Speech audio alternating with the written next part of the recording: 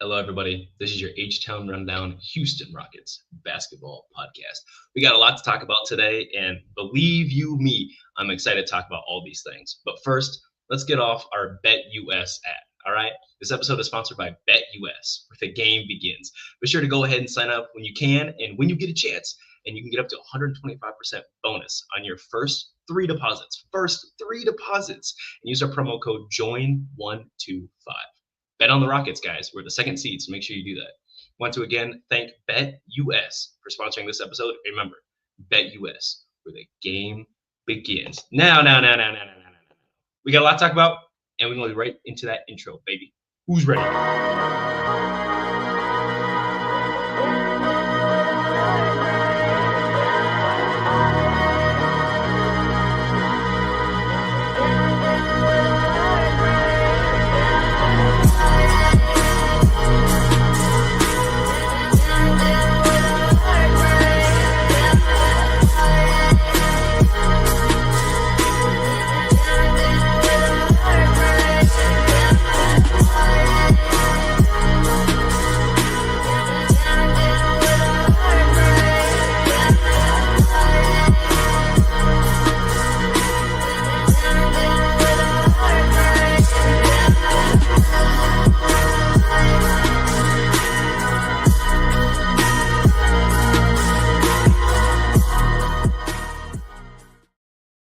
Hello, everybody, once again. Thank you for joining us. I bet you're wondering why we didn't play the original intro. Well, that's because I fat fingered it and clicked the wrong one. So here we are, guys.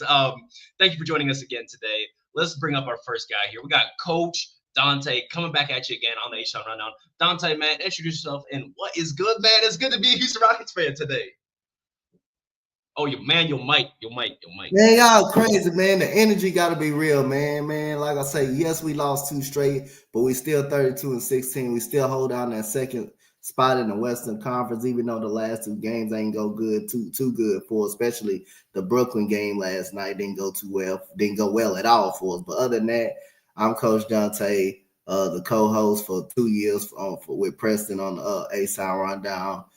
Throughout the good to throughout the smiley, throughout the clap, throughout the clapping, and you get beat by 40. You know my boy AK don't like that. My bad. I just had to throw it in now. But other than that, man, y'all know me, man. I'm just happy to be on here on Top Rockets basketball. It's a good time to be, a diehard Rockets fan, man. It's a great time too. Absolutely. Donte couldn't have said it any better.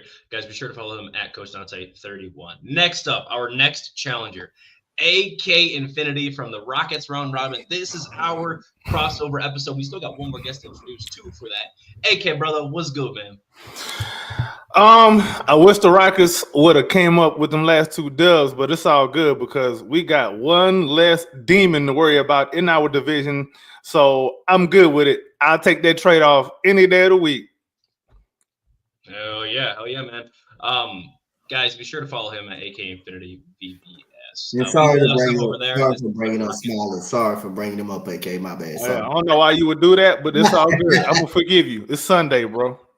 It's Sunday. It's day Sunday, of the bro. Lord and day of rest. And speaking of rest, our boy Clips Gorman here once again to talk about the show. We're gonna have a lot of sound bites for him. He's got a lot of work ahead of him today. There we go, What's good, man? How is it? Doing good on a Sunday, as y'all said, the Lord's Day. Hey, good day to talk Rockets basketball. We're going to forget about last night, and we're just going to move forward from there. We have bigger and better fresh fish to fry from here on. If you don't know me, I'm Chris Gorman. Check me out, Gorman Christoph on Twitter. You can find something to talk about on my page. Come check me out. Yeah, there's always something for show. He be clipping it up all the time. And then last but not least, he gets a big intro. We got my boy Zach, all right? He does stuff for Ball is Life podcast. He has his own podcast, guys. Check this dude out. This is Zach Noble. Hello, Zach. What's good, man? I can get a good round of applause. I didn't have that queued up, but hi. How's it going? Thanks for joining us. Well, boys, appreciate you having me. Happy to be here. Been following a couple of you guys for a while, and man, I always love talking trades. So I'm just as fucked up as anybody. Yes, sir, guys. We got a lot to talk about. This got me shook. Absolutely, man. Absolutely. It's an honor to have Zach on the pod. Why don't you tell us a little bit about yourself, right? What do you do for your own podcast, and how did you get in the know with Ball's Life? Whenever he gets a second. Zach.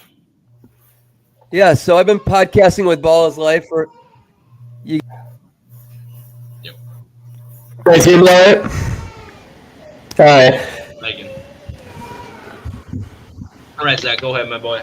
We got we got a lot to talk about. Go ahead and introduce yourself and tell us why you got into the Ball's Life podcast, and maybe kind of tell us how basketball influences you. I think we like it a little bit. Oh, he got his mic off now too. Dang, he's ready. He's all live, but now his mic is off. Let's get that fixed, my boy. Hey, me too. Honestly, Coach could tell you about all the times I'd be talking and my mic was off, man. Back in the day, those first couple years were rough. He overlapped, dude. Coach that's a Steven Silas, man. I'm telling you, he cut your mic off. Yeah. All right, Zach. Yeah. All right. Can we hear me all right? Yes, sir. Yeah. God damn. Okay.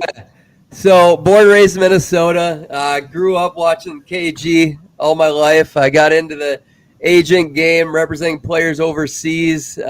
First couple years out of college, I made a little bit of money doing that. That was going to be my long-term goal, but that didn't fully work out. Break into the NBA, I was close, but wanted to stay in the game, and so I got into podcasting. Started with Ball's Life about 2019. I've been podcasting now for roughly 7 years or so. I've had probably 200 plus guests on my show, 60 plus NBA players, and that's basically an interview show. I'm a diehard. I've watched every team probably play about 70% of their games every year up until this year. It's probably cooled off a little bit. But no, I feel like I've watched as much as any team in the last, I'll go 5 to 7 years, as much as anybody out there. And I just love the league. But a trade like this, honestly, I haven't had a trade impact me like from an overall NBA and respectability stance. You can do it. You're so close. Right there. The words are right there. Yeah. Finish it. So it cut you out a little bit. It looks like you lagging a little bit, and maybe it's just my Iowa Wi-Fi out here, because you know how the Wi-Fi is out in the West. But we know. Hey, shut up, AK. It sounded like you were talking about how the trade impacts you. Yeah. No. All right. With that being said, guys, I think. And we hear you, Zach. We hear you now. It just seems like it's cutting in and out a little bit. It's not. Trust me, it's not your mic. It is definitely just the Wi-Fi, my brother. And trust me, I know all about that. It'd be like that sometimes. But look, here's what we're gonna do. All right. We would definitely love to talk more about that here soon. Mark Cuban is definitely listening to some Taylor Swift songs right now. Man, that man did that wrong. Oh no. So first off, we got 3 topics we're going to talk about today. Obviously, we want to talk about the week slate of games, right? The last couple games we played. Like we said, we're going to forget about this Brooklyn Nets game, honestly. We just kind of sleepwalked through it. Jalen still had like 30 and sleepwalked to 30, which is cool. It's nice to see that. But, we'll talk more about things going forward for the rest of the week.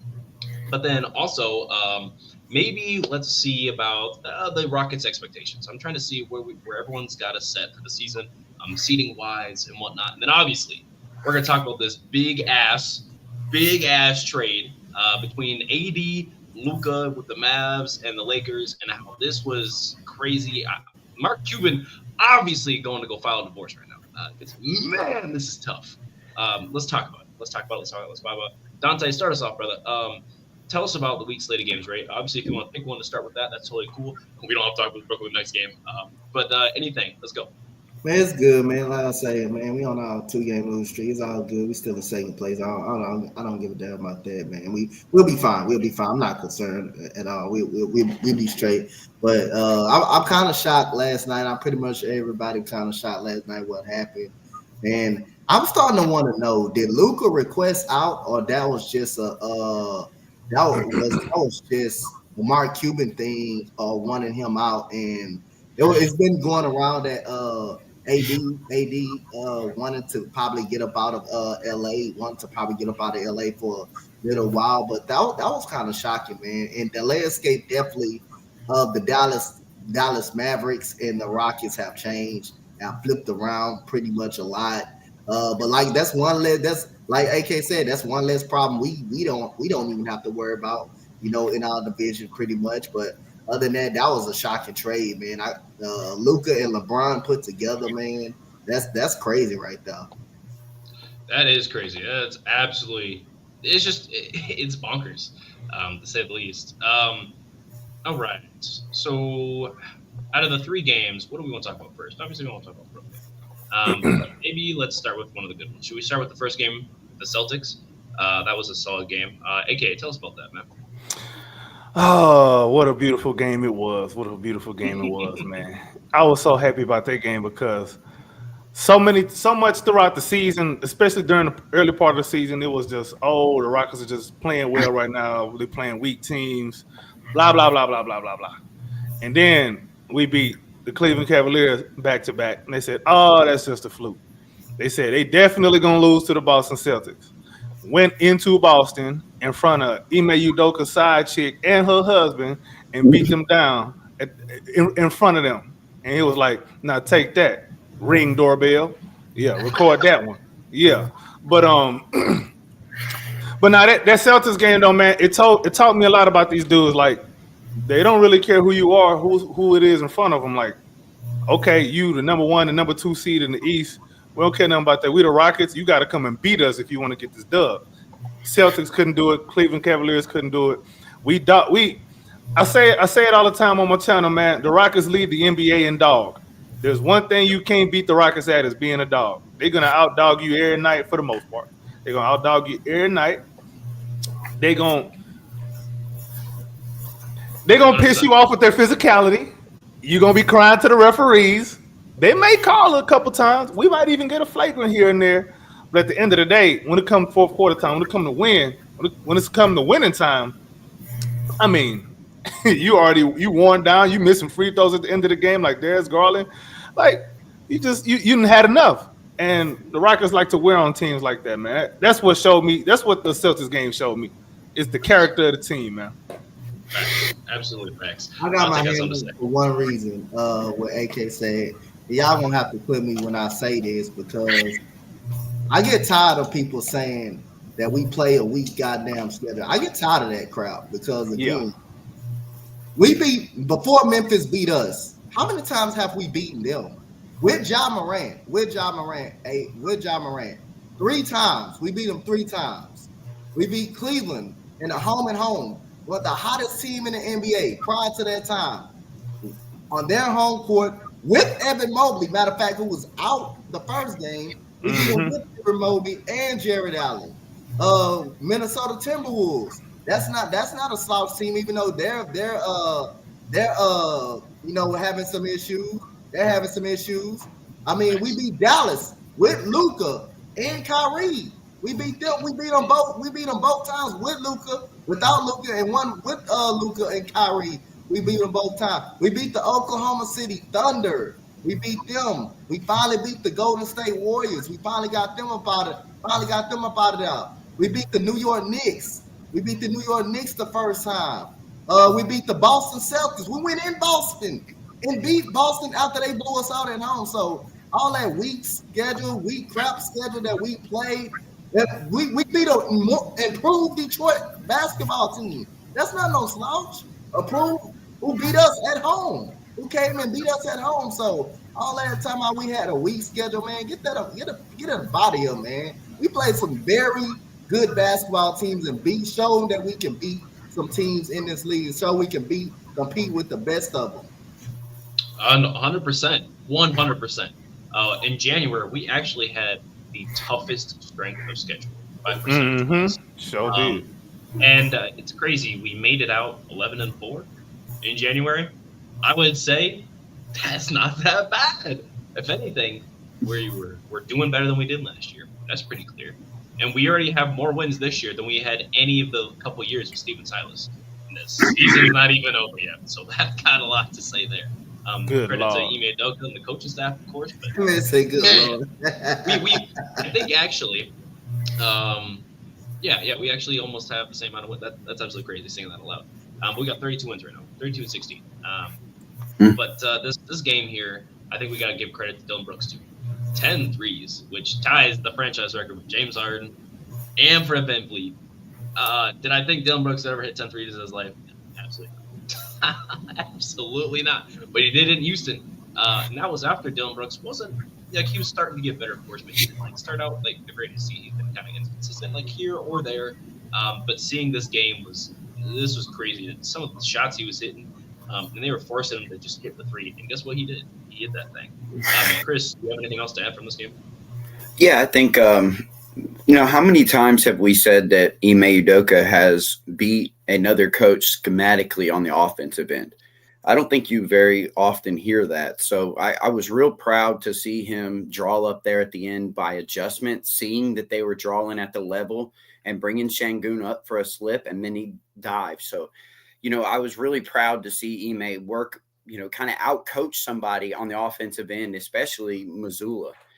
So I think with that, we have to give him some flowers, for drawing up something like that. I mean, he just kept drawing up play after play. Mazzulla, his son.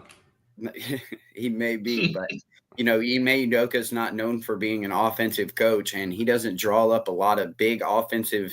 We've seen it. What we failed to see. What was it in Atlanta? Didn't look so great. Same thing with this last one in Brooklyn. So I just think that the offensive end, we have to give him credit for drawing up something so nice on offense for there at the end, especially against Boston. You could tell it meant something to Dillon. You could tell it meant something to Amen. You could tell it meant something to Ime, and I think that was a big win for this team, especially as young as they are, to go in. I can understand a letdown after that. And, that's kind of what we saw last night. Yeah, absolutely. Absolutely. Zach, man, good to have you back. I see you're popped in. More Aaron okay here. Do you have any thoughts on this game against the Celtics?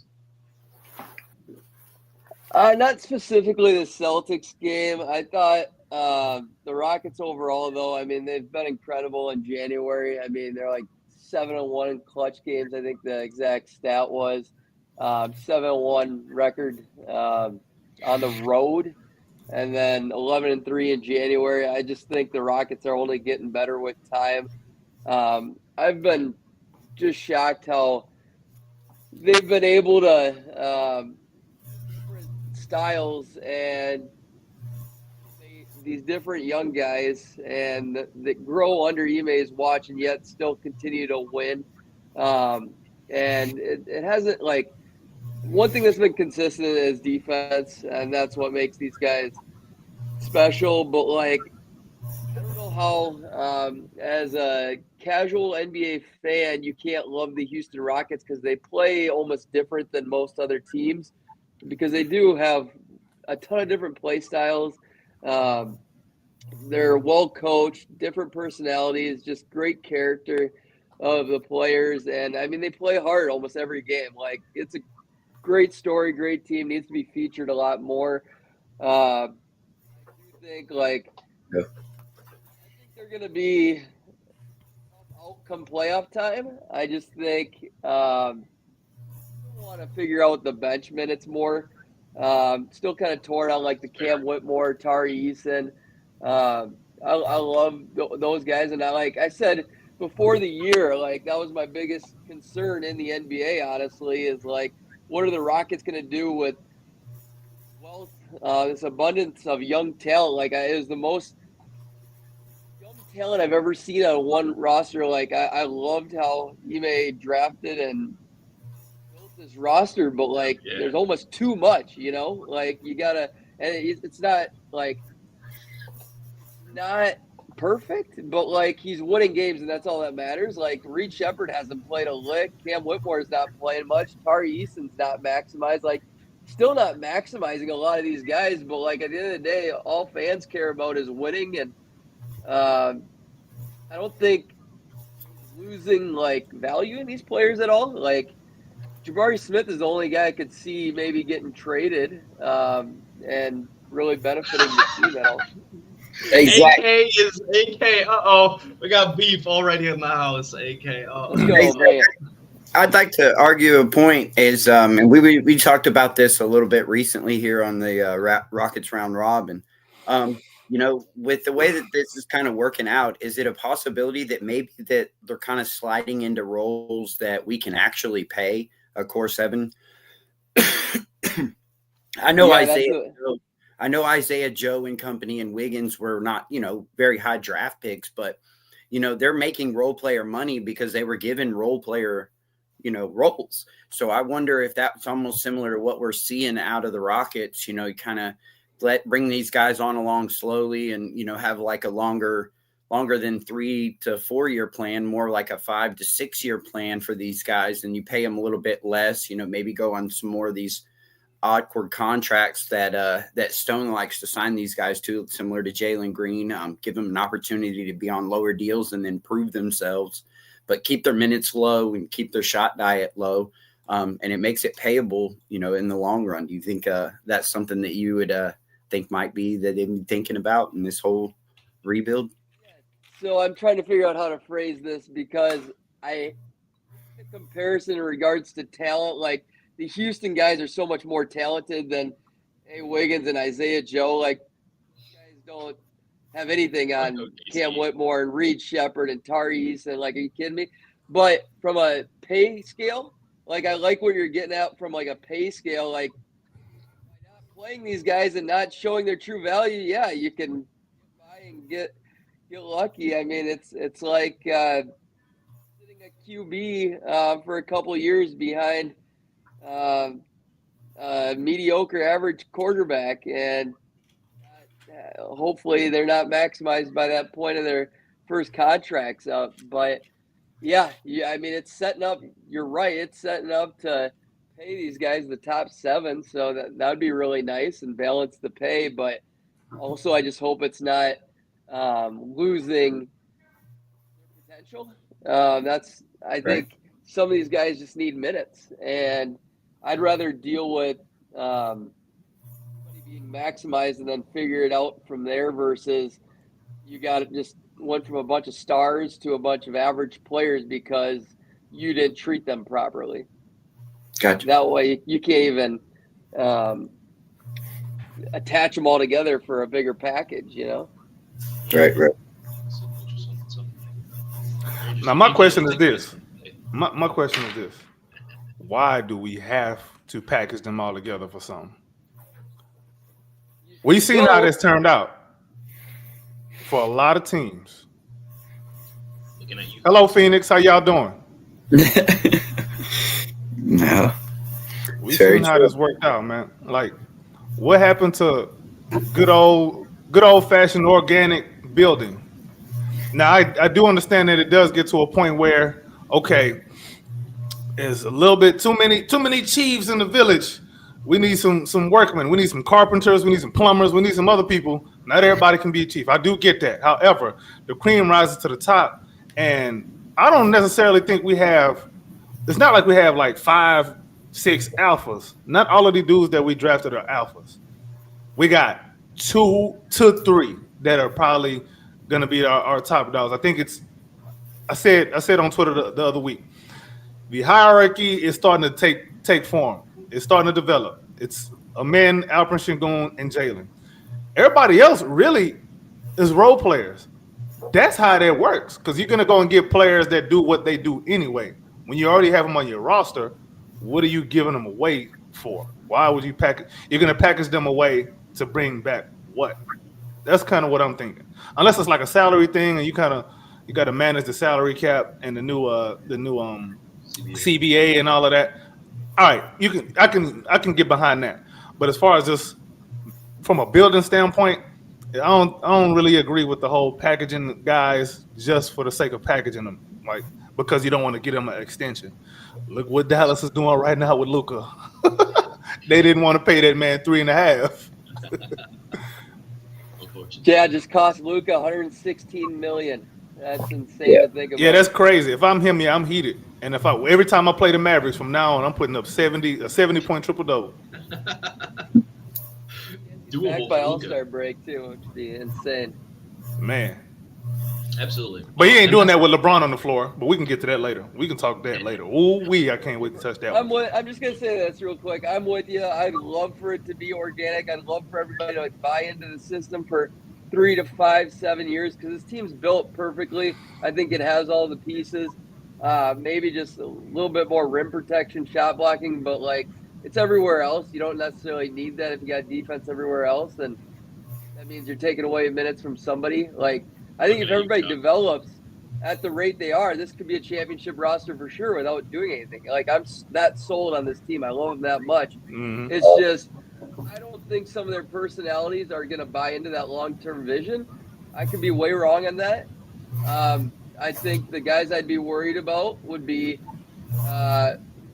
Cam is the one guy I worry about, to be honest. Yeah, the rest of them, they can buy in. But Cam, I worry about him because he one of them, I think. I'll go Cam, Jalen, and Fred VanVleet, even though I love Fred. Fred's been on the show. But I think he still wants to be a top because he can. And I think the sooner you take a step back, it just keeps going downhill for a lot of guys. Sure. I mean, he's 5'7". He's as tall as me, maybe a little bit shorter. Who knows, running out there.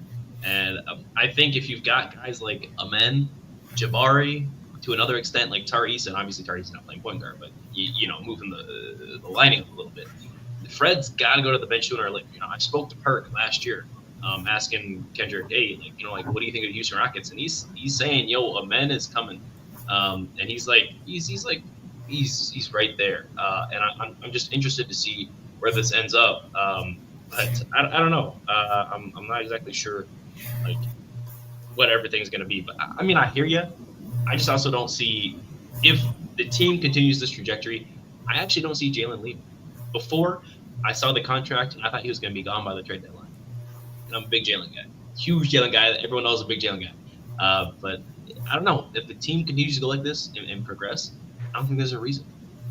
I don't think it means anything, right? Correct me if I'm wrong. Bucks, 29 pick is ours. Yeah, we appreciate it. And this is King Beer, by the way. Follow him at Rockets Round Robin. Go ahead and do that. And yes, there are people protesting at the stadium, by the way, in Dallas. Unfortunately for them. I love it. I love when there's turmoil in the city of Dallas because, truth be told, us real Texans, we don't consider the city of Dallas part of Texas. That's called Southern Oklahoma. Southern Oklahoma. Hey, it is. Am I lying, Coach? Am I lying, Clips? We don't consider them Texans. But we got it. You need to check on your boy Sheldon from Utility Sports over there, man. He's not doing well, man. He's not doing well at all. Very good at all. Yeah, he's spiraling. You need to welcome him into the Rockets community. I think he needs to be a good one. You know what? I'm gonna tell him that. He should come to a nice young winning team that really has a chance to make some noise. He liked the Rockets. If you watch this channel, he dig the Rockets for real. I'm gonna try to recruit him. Let's do it. Yeah, everybody out there, Rockets community, go get Utility Sports, Sheldon Wallman over here for the Rockets community, and he could do some great things for us. He does a great job over there at Utility. Good one. Yeah, I got family in Dallas too, and they are spiraling as well. They're like, what are they doing? I'm like, that's what y'all get for living in Dallas. If y'all didn't live in Dallas, it wouldn't happen to you. Told them. This is going to be that Nico Harris retiring, and then he takes up a job with Clutch. Listen, he better retire, or he better go get him a bomb shelter because they coming for him.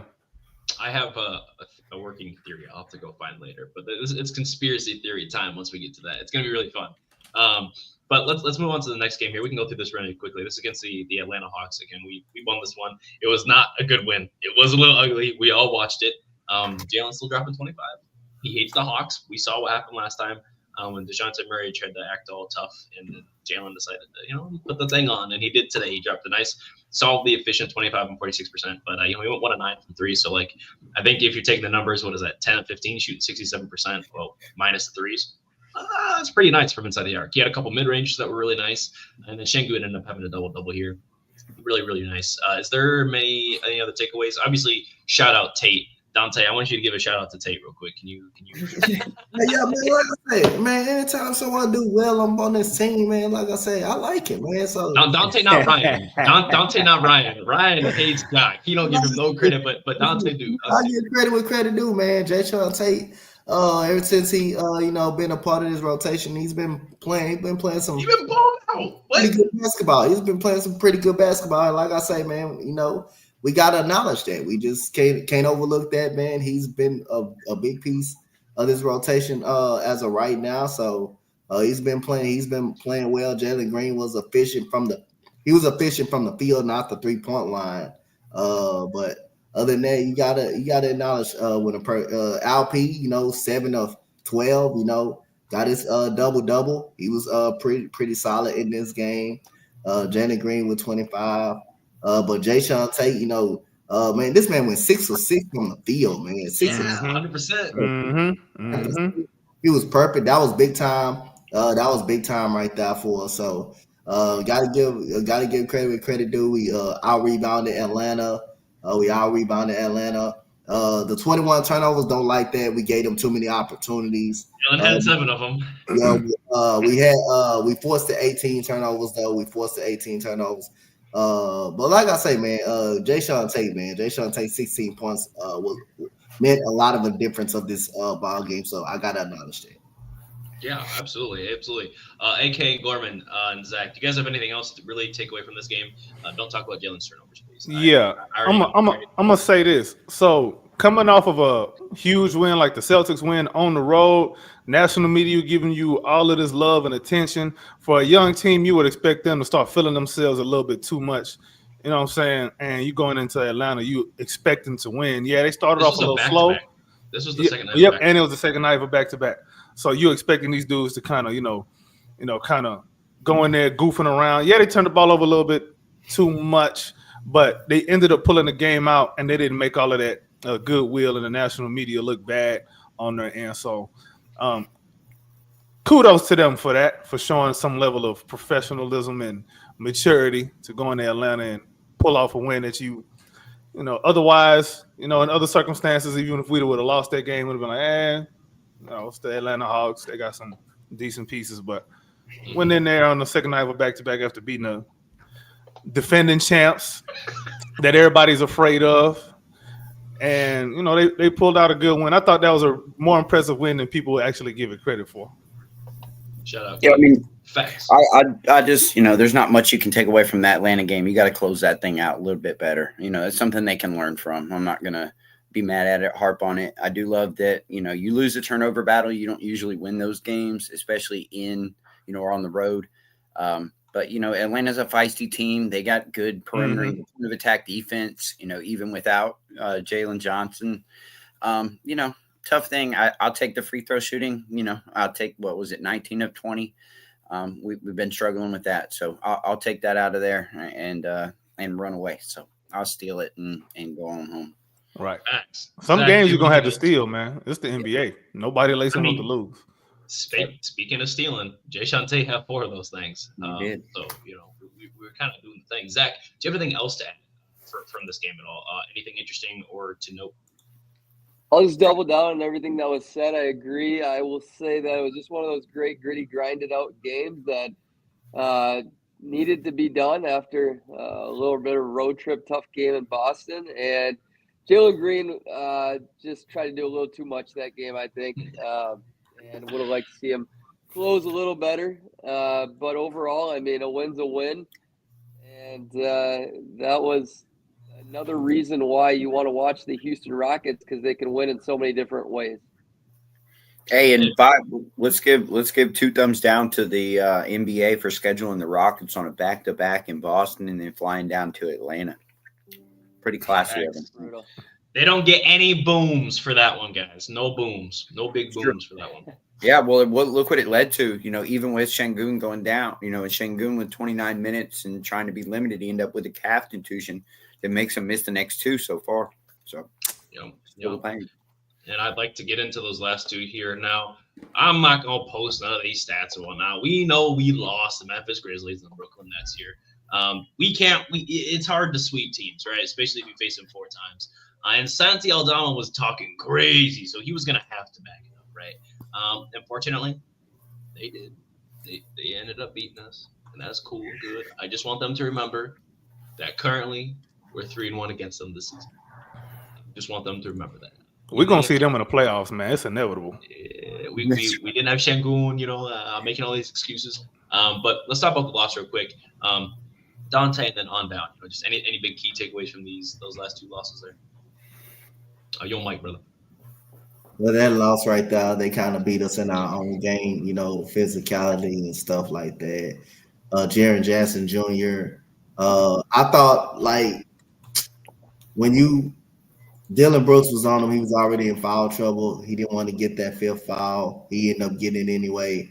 I thought you should have done a little hedge, a little help, a little bit, because he's already stronger than him. He's already bigger than him. He's gonna get it inside the paint. I thought you should have a little bit of hedge help, a little bit, showed help a little bit to make him come off the ball and stuff like that. But that was a Jaren Jackson Jr. game.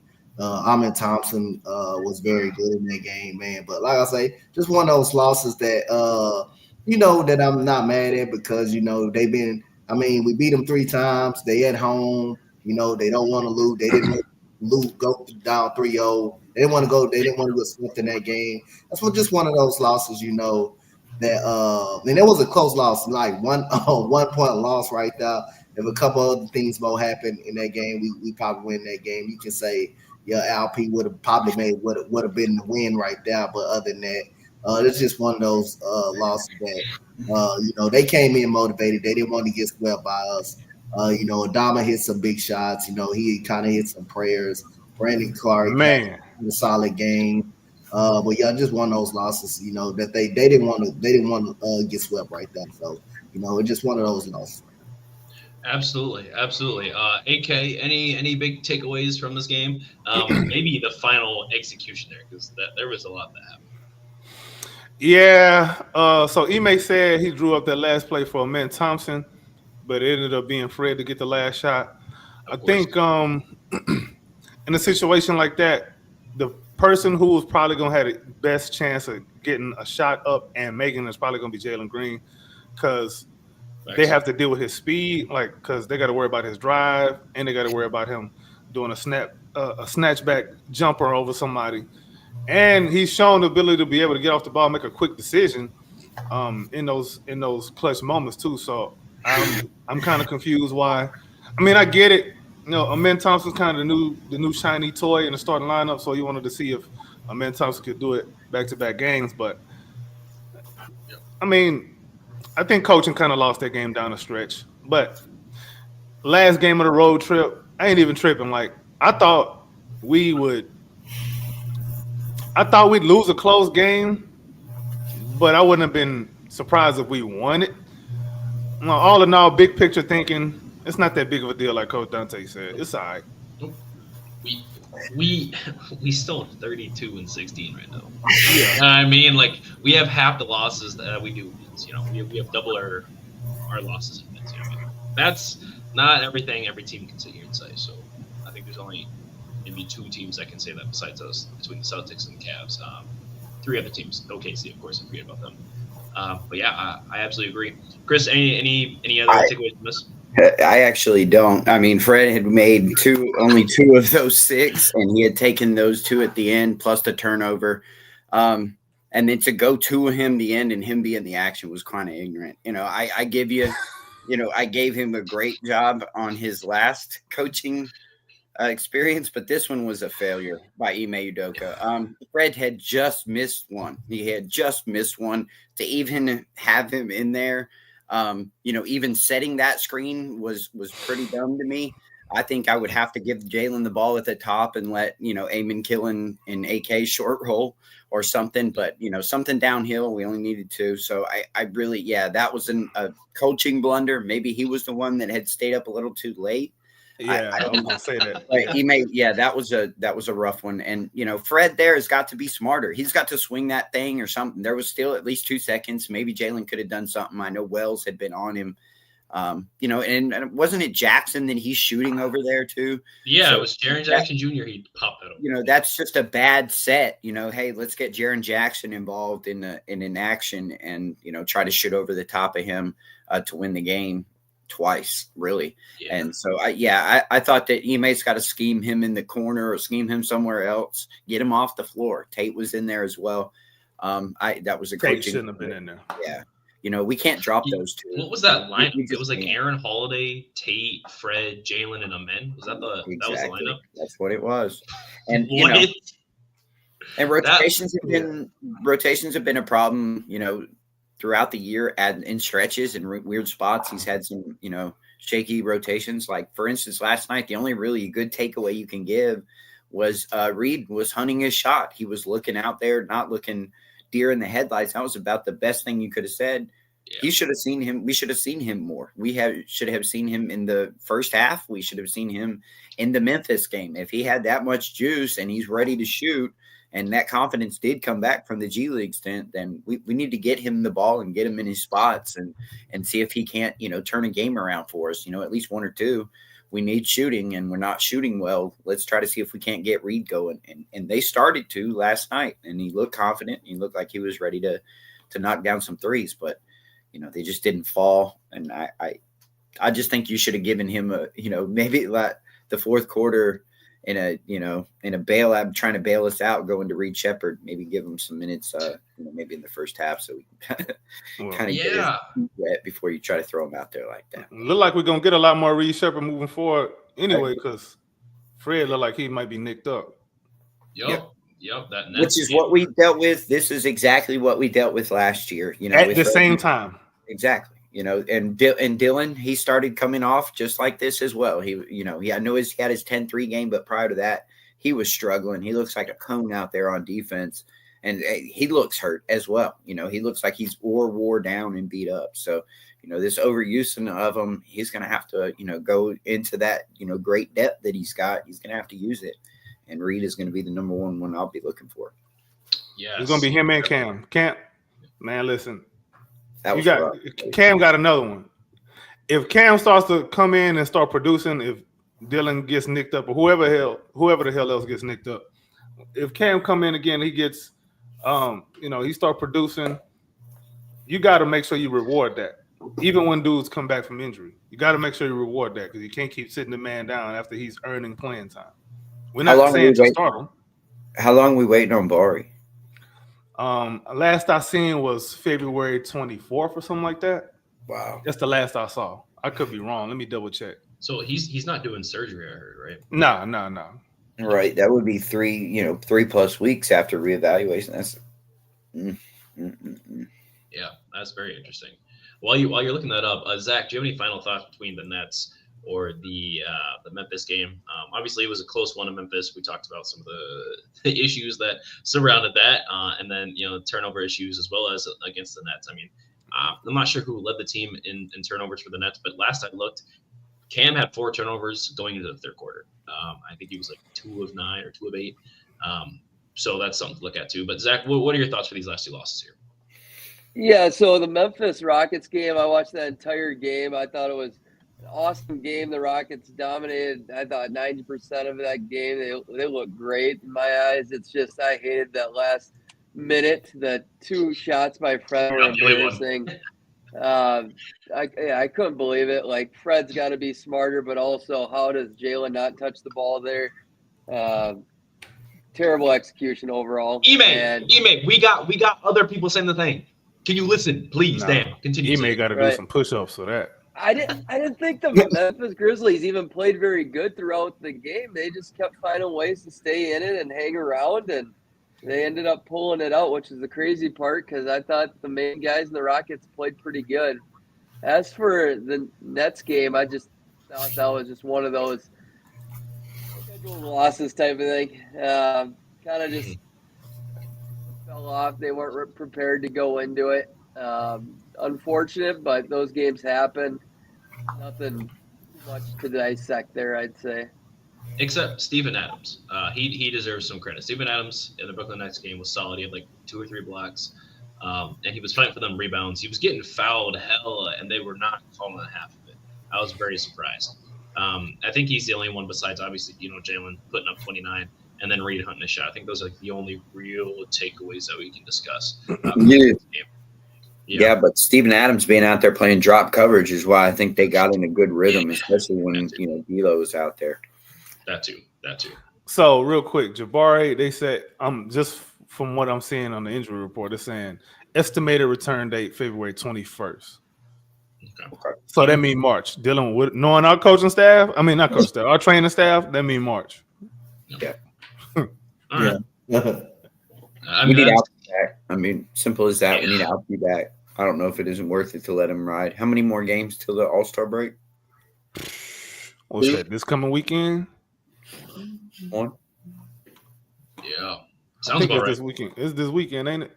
All right. It's 12th, 13th, and 14th, right? 12th, 13th, and 14th. Yeah, that many? 3? Yeah. 12th, 13th, and 14th. Oh, that's next weekend. I'm tripping. Yeah. We got the Knicks tomorrow. Yeah, that's gonna be interesting. That's gonna be a fun game. And again, no Şengün, no Jabaris. We can't abuse Karl-Anthony Towns. No, we got man. That's gonna be one of them games where we really miss Barry, boy. Yeah. We got Dylan Brooks. Can I interest you in injured DB? I ain't gonna lie, man. I really do like Dylan Brooks, man, but it seemed like he kind of takes away from a lot of guys you want to give more to. He's kind of one of them. I don't know. You kind of need him. Yeah. You kind of gotta let him get his shot because, like, I don't know, when he's on. We saw he dropped 10 threes. Nobody besides Fred on our entire roster in the last 5 years has dropped more than that. I don't think anyone's dropped more than 9. I think Jalen got 7, 8. That was his rookie year, right? Second year, and that was it.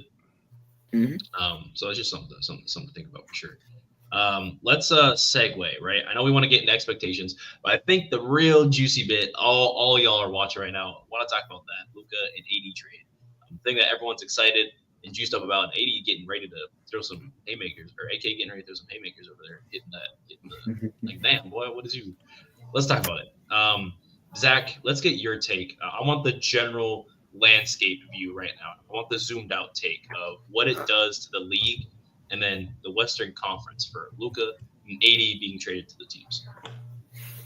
I think it ruins the league. It's over. The league's trash. No, I'm just kidding. I'm the biggest diehard NBA fan, man. This is puts a damper on a lot of things. I love trades. I love player movement. It's just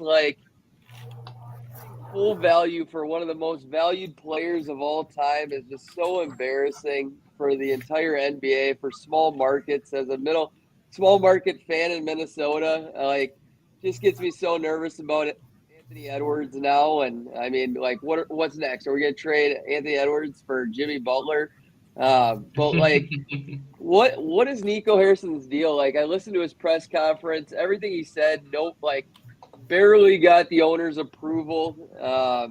Only didn't talk to any other teams, even though rumors by other people are throwing out they did talk to the Bucks. He claims in his press conference he didn't talk to any other team. So all we can do is take the guy that executed the deal's word. It's how do you not shop this guy? Number one, arguably the number one, maybe 2 with Jokic, most valuable asset in the NBA at the moment, and maybe of all time, and you get not even a top 10 package of all time for any player. Interesting. Makes sense. Is there drug ties? Is there this cartel related? Is Luka getting deported? You guys, was ICE knocking at his door? Let's be honest here. What is actually happening behind the scenes here? Terry Rozier, is he involved in that scandal? Nico Harrison, like, Boy, it's got me off the rails right now. The conspiracy's got to be flying. Not much of a conspiracy theorist, but like this is BS. Like, how do the Lakers just keep skating by there, like in a position moving forward, and yet they're able to get Luka Doncic? I don't care if Luka's 390. He was arguably the best player in the league last year. He looked great a lot of this year. He's going to be back before All-Star break, they're saying. I'm at a loss for words, but it's just, I don't get it. There's a reason I'm showing this, by the way, guys. There's a reason I'm showing this right now. I don't know if you guys were able to read the caption, but a few days ago, Anthony Davis is starring in a new show called Foul Play, similar to Impractical Jokers, but with athletes, and obviously it's represented by some of the Impractical Joker guys. Guys, are we getting pranked? Are we? Man, that's what we all thought. Are we getting joked, right? Because I mean, the way to start your show is to do this. This is 100% what you do right now. You come up with like the biggest trade. Everyone's freaking about it. Everyone's talking about it. And you're from LA. You're playing for the Lakers. Conspiracy theory time. Chat, I got some other conspiracy theories, but Chat, I'm stealing this. I'm stealing this one actually from Locked On NBA. So I'm stealing their Thursday segment. Real or fake is the Anthony Davis trade real? Based on this information we got right here. It's real stupid. It's real stupid. It is real stupid. 100% it's real stupid. This is goofy. Stupid, this is boy. goofy as hell. Goofball behavior, bro. This doesn't make sense. Bruh, I want you to think about the Mavericks rebuild, right? Who's still there? You got Kyrie. Oh wait, that's not rebuilding. You got Derek Lively. You got Grimes. And then they was talking about they're gonna get rid of they trying to trade Gafford.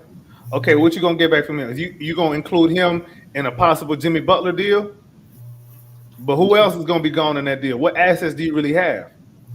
I think they can get Jimmy Butler really cheap. I mean, a first or maybe 2 firsts, whatever. But yeah, just cap. Does Pat Riley do it though?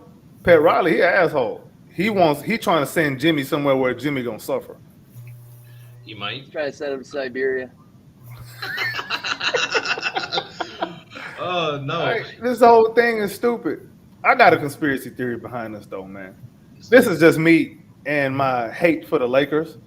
I feel like they did this because they know LeBron on his last legs and AD cannot be trusted to be healthy. Like he might get hurt on the plane trying to go to Dallas right now. So they probably saying, you know what? Let's go ahead and let's go ahead and get Luka some LeBron rub right now, and then when LeBron retire, we're gonna overrate the hell out of Luka while he's in a Lakers jersey, and we're gonna say he's the greatest thing since Kobe and all of this, and it's gonna increase some NBA ratings for whatever reason. I don't understand, but I don't know. That's just one of the things. That's just something I just thought about, man. Like, no, I don't think it makes sense for either team. One last run. Yeah, but that pairing is stupid. It always makes sense for the Lakers, and this makes sense for every team besides the Mavericks. Like, who doesn't make the trade for Luka Doncic at 25 years old? You know, yeah, I can see that. But they're not gonna win nothing this year. That is not happening. Especially not with LeBron.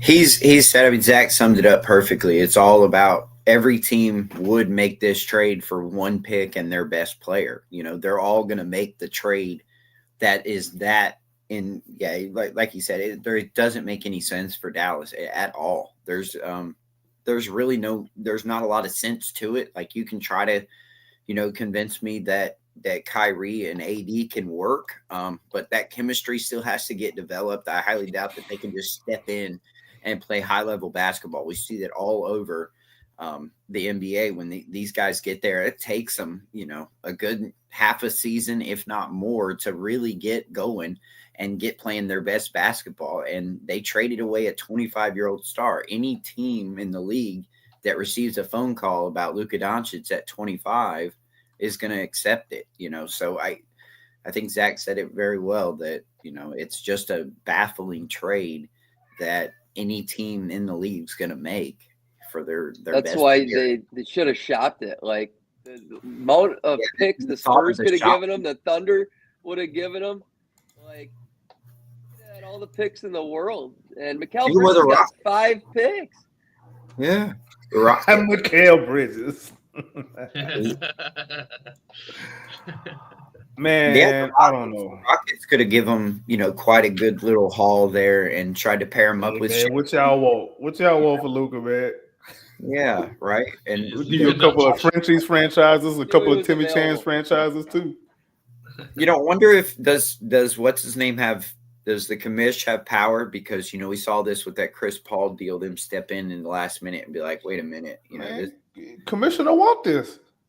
you think so? Oh, He's probably behind it all. He needs his ratings. Yeah, he's exactly. I'm with that. Even though this trade's so stupid, it should have been vetoed, like the Chris Paul trade. But that's when they actually well, if you think about it, thriving and cared about the rest of the league.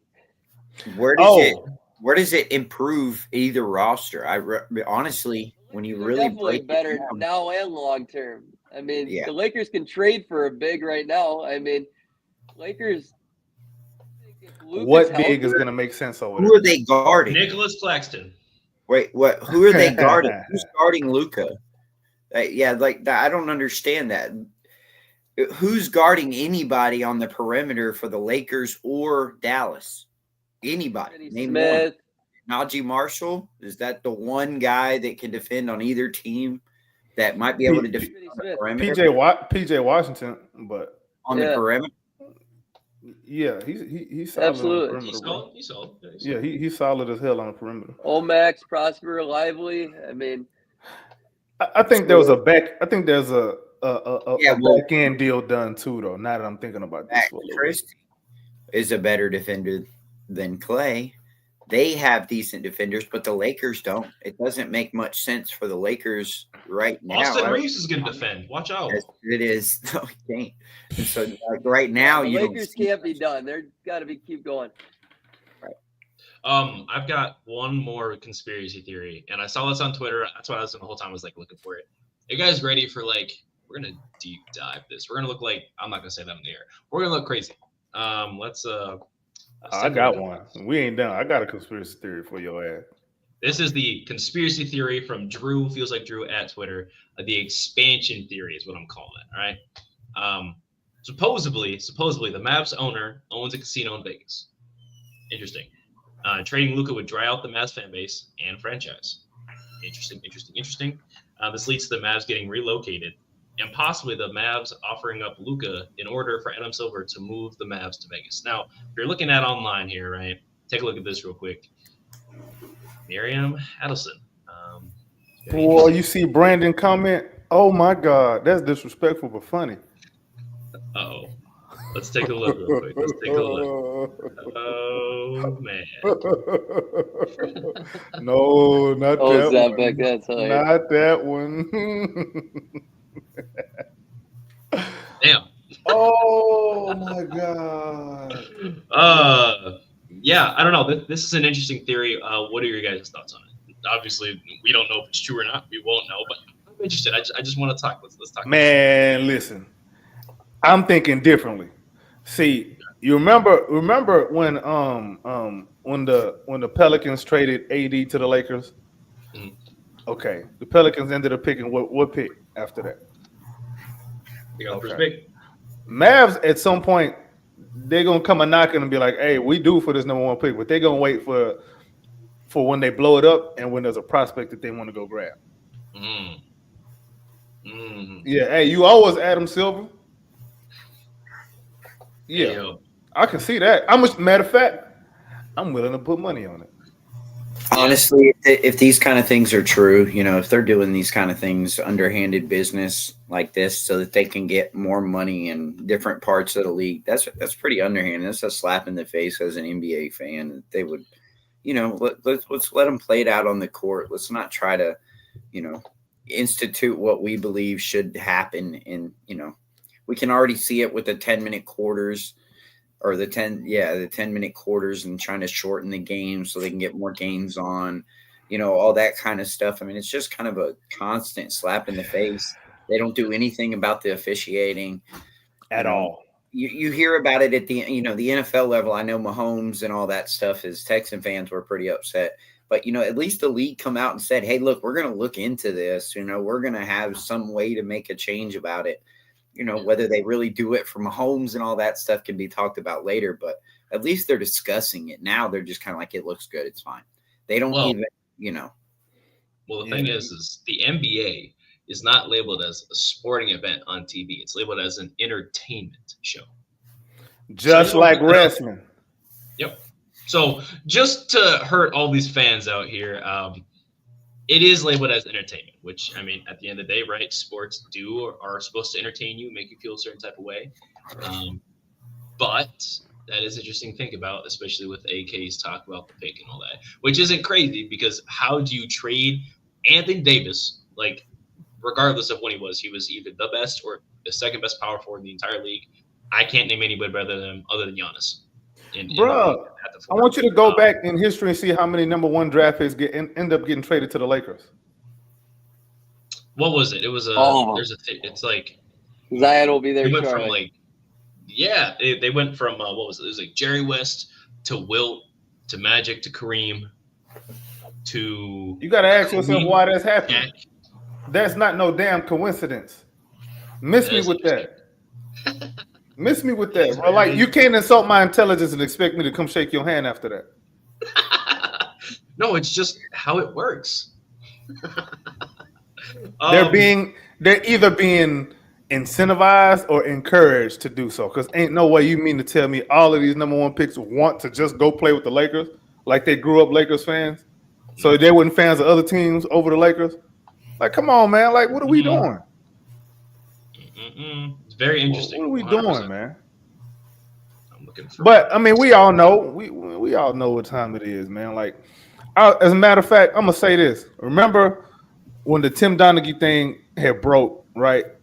And people were so shocked. I swear, before social media, my brother and I and a bunch of people around me who know me personally, they will tell you, I was always like, bruh, this don't look right. That Sacramento versus Lakers game. You notice a lot of these controversial games beat the Lakers, right? Just FYI. And as a matter of fact, it ain't even just the Sacramento Game 6 series in 2000. I think it was 2001. There was I think in 2002, I think it was also the Trailblazers and Lakers series. Like, during that three-peat that the Lakers had, there was a bunch of controversy with officiating. How you shoot 43? It's 43. How you shoot 40 free throws in a quarter? Is it 40? It was a bunch of free throws in one quarter, and like in the fourth quarter, in a game 6. Like, it's just a lot of dirt that go behind the Lakers and the Lakers drama. Like, it's always something to keep them in the news cycle at all times. I know I'm a Lakers hater. Just full disclosure, yes, I am definitely a Lakers hater. But it's things like this that have led me to hate the Lakers. There's too much drama and controversy that's always surrounding them. At least that tells me that there's other stuff going on behind the scenes that, you know what I'm saying, is that we're not privy to. But we can see it. We can see it playing out. How many number 1 draft picks have played for the Lakers? Boom. And then you trade with once you make that kind of a trade, your franchise at some point gets a number 1 pick within the next 5 years. All right, ain't that bro. Interesting. All right, bro. Ain't that interesting? Keep insulting my constant. intelligence. It's a trend. That Nico said that he gave no indication, that Luka gave no indication that he wouldn't sign an extension or anything. They just believe that this will help them win a championship quicker. That's media talk. That's media. Nah, speak. man, something's going on. I agree. That's media speak. Just say I do think the Mavs could win this year. Don't call me crazy, but like I do think the Mavs. Man, it's possible. Do you think that's a reward? If they don't, worthless. I mean, they got this year and next year basically is the window. They could still go get Jimmy Butler or Jeremy Grant and thing look great, but like even then, if they don't win, it's not worth it. Kyrie's is he? Huh? You re-upping Kyrie now?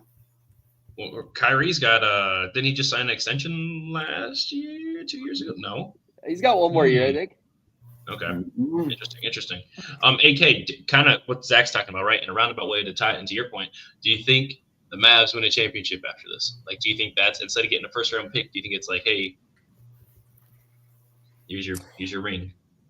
I mean, I can see them probably getting boosted so it doesn't Maybe look funny, but that conference makes it final. look even more funny. Like, why would you do this, NBA? Your fans are the smartest as they've ever been. Like, they're harder to fool now than they ever been. So if you do something like this, you opening Pandora's box, and that thing does not get closed. Nope. I don't think, but honestly, like, because when you look at it right now as it is, you got Kyrie and AD, two guys who are known to, sometimes be hurt, and the Mavericks don't really have another guy who you think is going to go out there and go get you a shot whenever you really need it. Once you blitz Kyrie, that's about it. Clay not going to do nothing for you. I'm just looking at it on the floor. Like, on the floor, like, it wouldn't make sense unless they go on some kind of crazy defensive transformation where it's like a historically great defense. All right, then I can probably buy into it a little bit. But outside of that, I don't really see how on the court they really just make it even to a conference finals. However, if they do, and you see multiple controversial calls in the playoffs, just know that people are going to turn the TV off and your rating's going to take a nosedive because they're going to be like, oh, we know what time it is. You taking a play out of the Vince McMahon playbook. Kyrie has a player option this summer. Does he stay? He's going to turn that down. Yeah. He's going to turn that down and give me the full bird. He wants all of it now, right? And he has entirely a ton of leverage. If he says, hey, I'll leave, and he turns down that option and tells him, y'all got to give me, the full deal, or this thing pretty much crashes down. And what are they counting on Clay? I just don't see it. I really, really don't. And then I got a question for y'all. Like, how does this look from a salary cap and CBA standpoint? Like, how does all of this fit in? Because it looks to me like it's more like outside of the conspiracy theory stuff, it looks more like a accounting thing. Like, because they probably just weren't ready to pay Luka that heavy ass contract that he was going to be due for, and they just like, you know what, we're going to let somebody else deal with that. We have to let someone else deal with it. And like, how you can't give up Luka for accounting purposes. Yeah, I mean, he Luka. truly believes in Anthony Davis. It's either he's delusional or he's right, and this pairing just works, and he's got something else lined up to make this team even better. Maybe like Luka could have cancer that we don't know about. Luka could have AIDS. God. And yo, my boy. God. Hey, we've seen it before. Like, we don't know. To be this stupid, not to make light of things. I mean, it's criminal.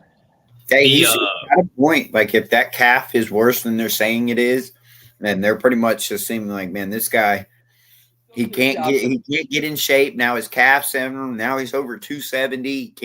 Now he really can't get in shape for this year. They literally just said, yo, you're a fat ass. Why they don't just, man, you know what I would really like to have seen? I would have loved to have seen Luka with Zion some kind of way. Like, they're going to be a good parent on the floor and at the buffet line. You want to know what? There's a way that works. You want to know how it works?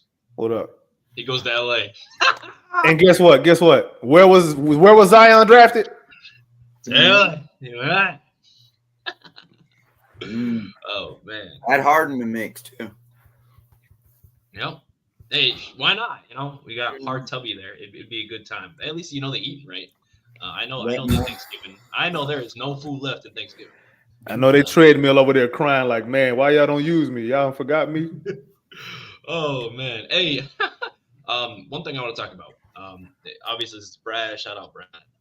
He posted this for the picks that we've received regarding James Harden and what else we've kind of moved around and all that. Obviously, in 22, we got Tari, we got Reed from the Nets in 24. I'm looking at this here. You still got the 25 Suns first round pick swap and the 27 just straight up Suns. We got the Nets in 27 as it is, right? We'll see how that goes. And then in 29, right? In 29, we have the Suns or Mavs swap plus another thing, right? Where we get one of them outright, plus we can swap one of them. Guys, how did Stone see the future on that? How did he see, yo, hey, I don't like where the Mavs are going, yoink, and he stole that because in 2029, what, like hypothetically, if AD and Kyrie retire there, right? AD's gonna be what, like 37, 38? Kyrie's gonna be what, like 60 years old? Are they gonna be Mavericks then? Because the way the NBA looking now, ain't nobody safe from nothing. Nope, nobody is safe. Again, how do you tell your star player, your MVP caliber player who's been in the MVP race since his second season, the only other player in NBA history to average 27, 7, and 7 for multiple seasons, and average 27 and 7 for their career, by the way, now joining LeBron as the one person to do so. That's just crazy to me. Luka was MVP last year, averaging 34, 9 and 10, 9 rebounds, 10 assists per game, and led his team to the finals. There's no reason that you can pay Jaylen Brown and Jason Tatum a combined of $600 million, but you can't pay Luka his $330. I don't see it. You're absolutely right. You're absolutely right. It doesn't make sense. It doesn't make sense. Oh my God, they really are. Yo, they really are protesting it. They're bringing it. They brought a coffin downtown. Oh yeah, I'm looking at that right now. I'm gonna send it to. Oh my God, this is funny. Oh my God, that's funny, cue it up. I can put it up if you queue it up so other fans can also enjoy this. Man, if I try to share my screen right now, all hell gonna let me see. Nico Harrison has got to see this stuff. Like that's man, AD has got to see this stuff. You know, like how do you follow Luka Doncic if you're AD?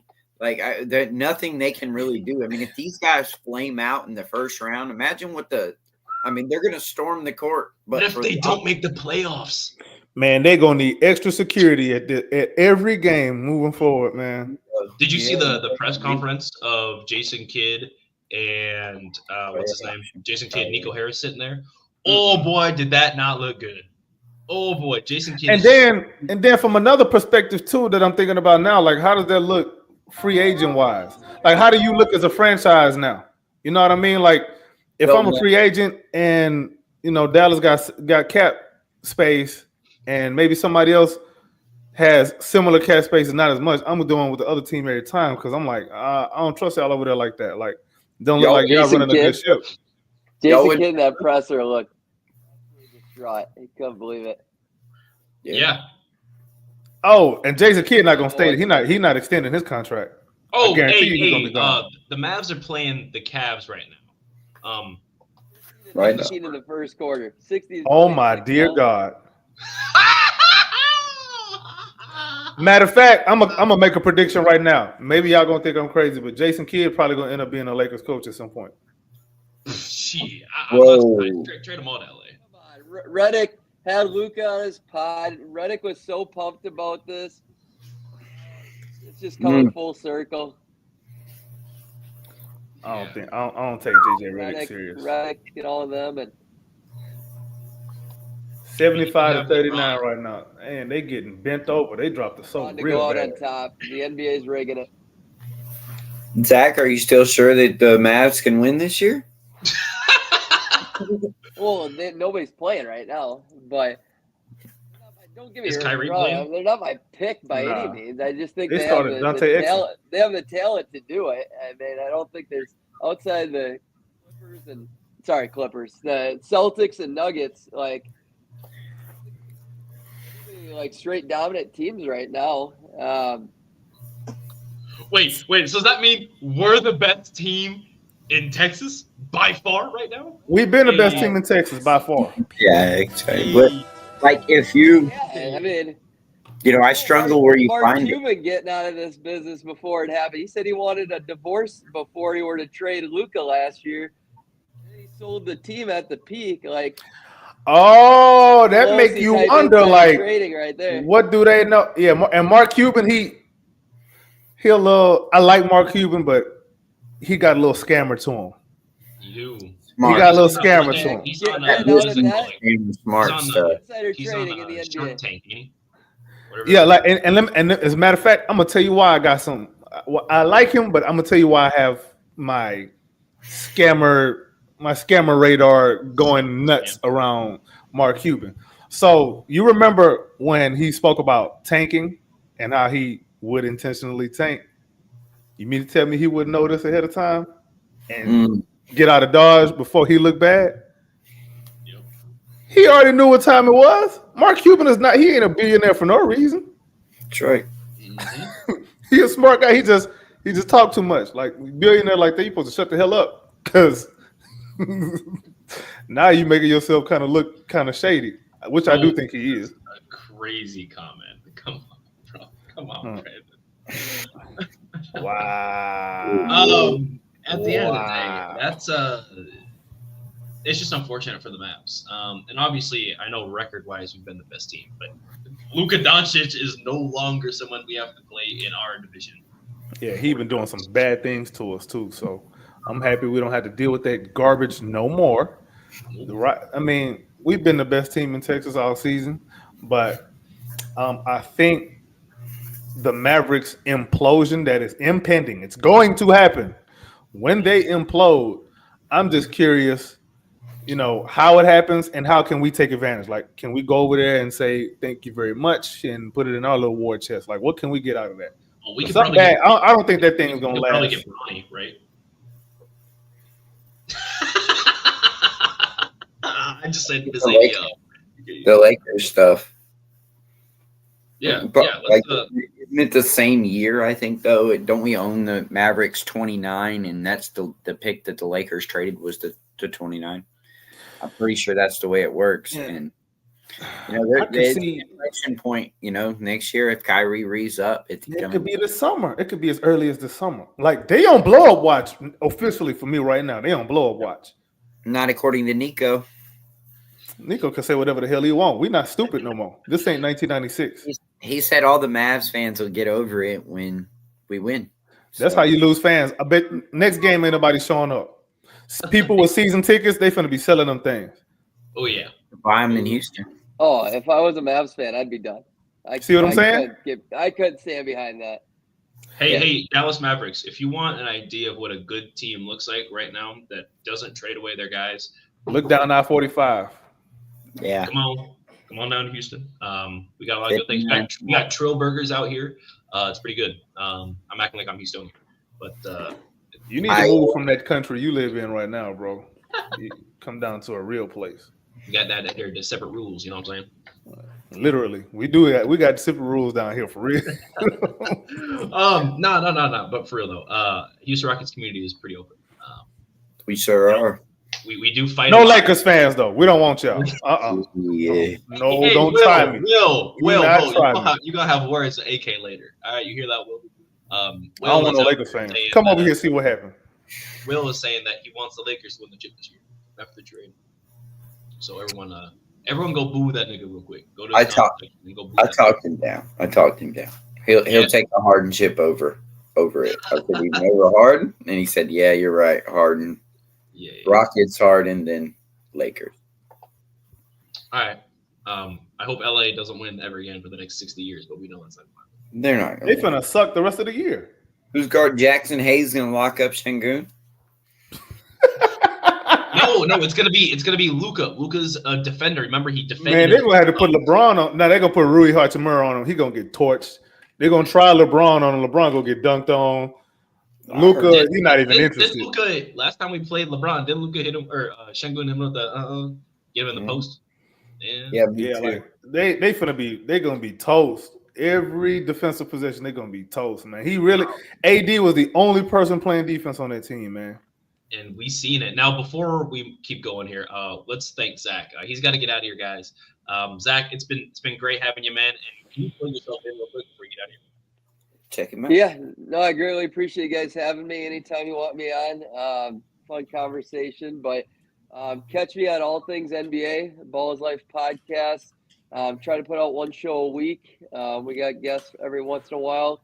But yeah, we'll have our full breakdown of the trade tonight with our Mavericks correspondent and co-host Albert. He'll be very sad, so it'll be interesting and fun to watch him cry a little bit. But I appreciate you guys, and best of luck this year with your Houston Rockets. I hope you Appreciate you, man.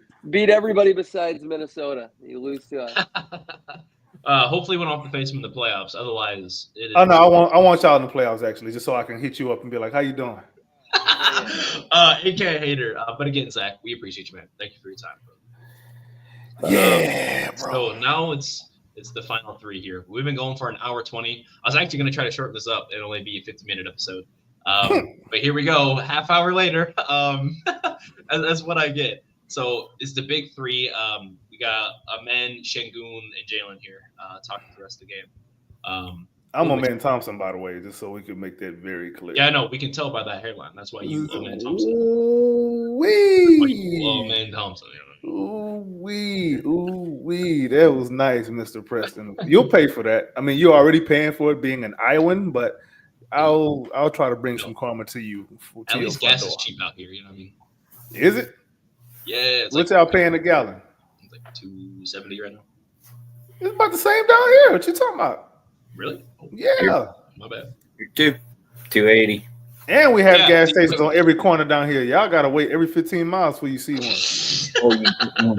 We have these things called cities and civilization out here. You do? And they exist, yes.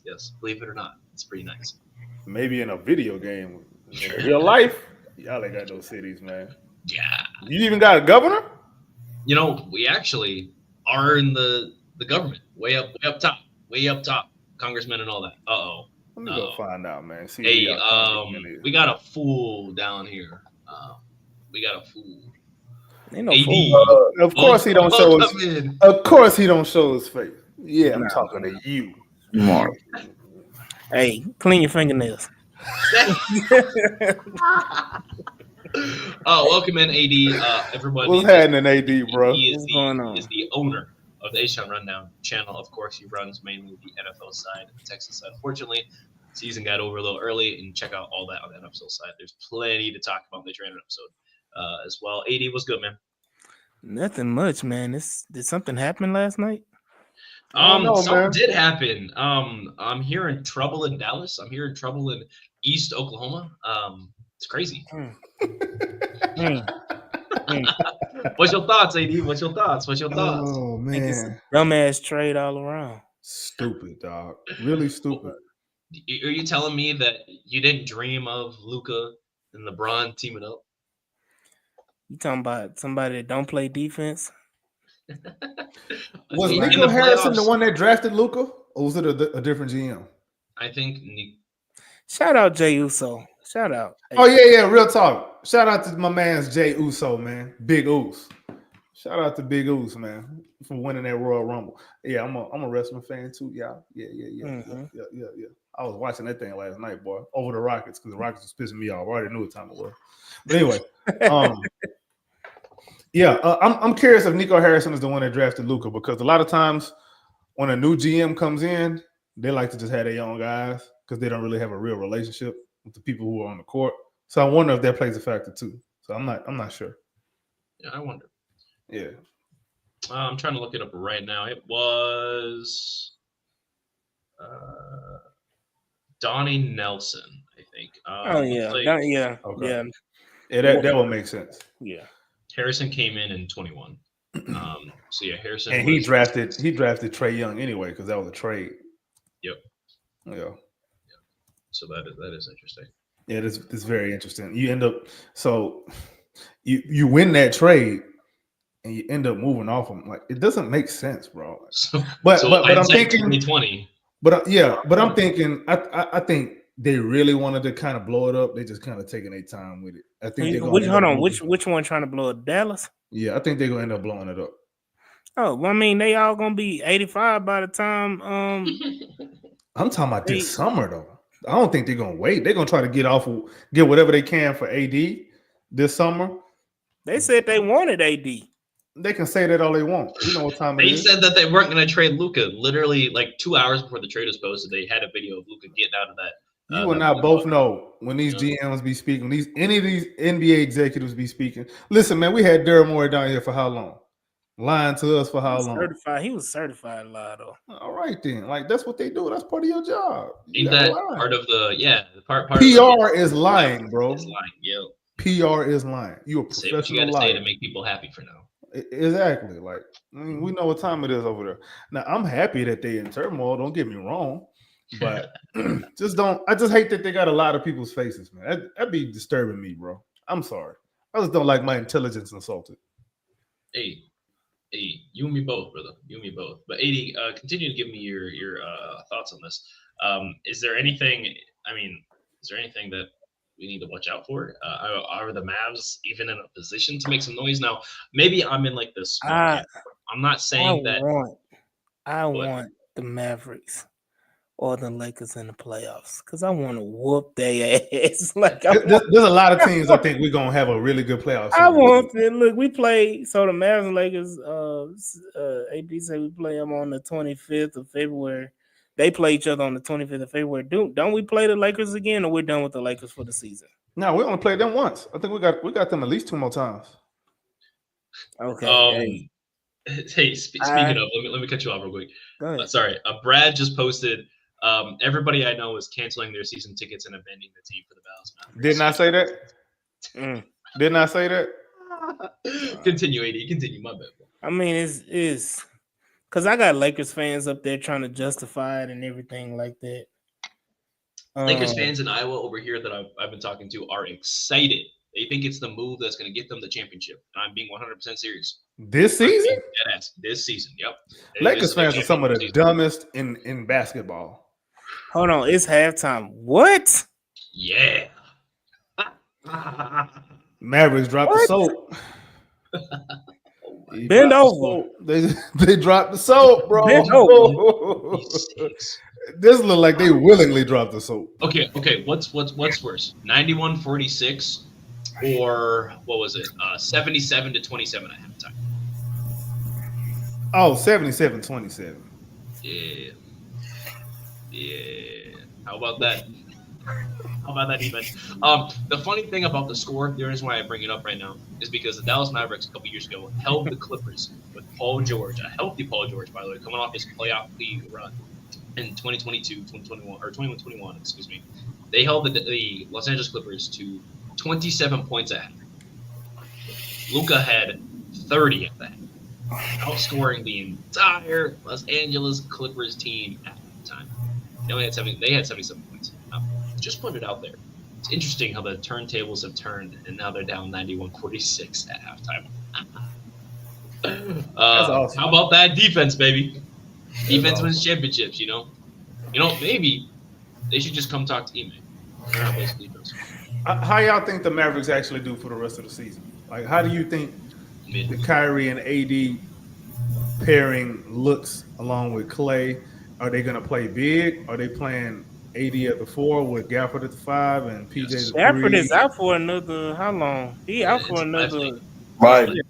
So AD is gonna be playing the 5 now. What that is so I'm talking about when they healthy, like come playoff time. I mean, is he gonna be healthy during playoff time? Are they making the playoffs? We haven't even talked about it. Are they even making the playoffs? Where are they? Hold on. Where are the Lakers and where are the Mavs right now in the current standings? The Lakers are 4 and the Mavs are like 7 or 8. So the Lakers at 4 traded. Nah, the Lakers are at 5. The Mavericks are at 8. You can't make this up.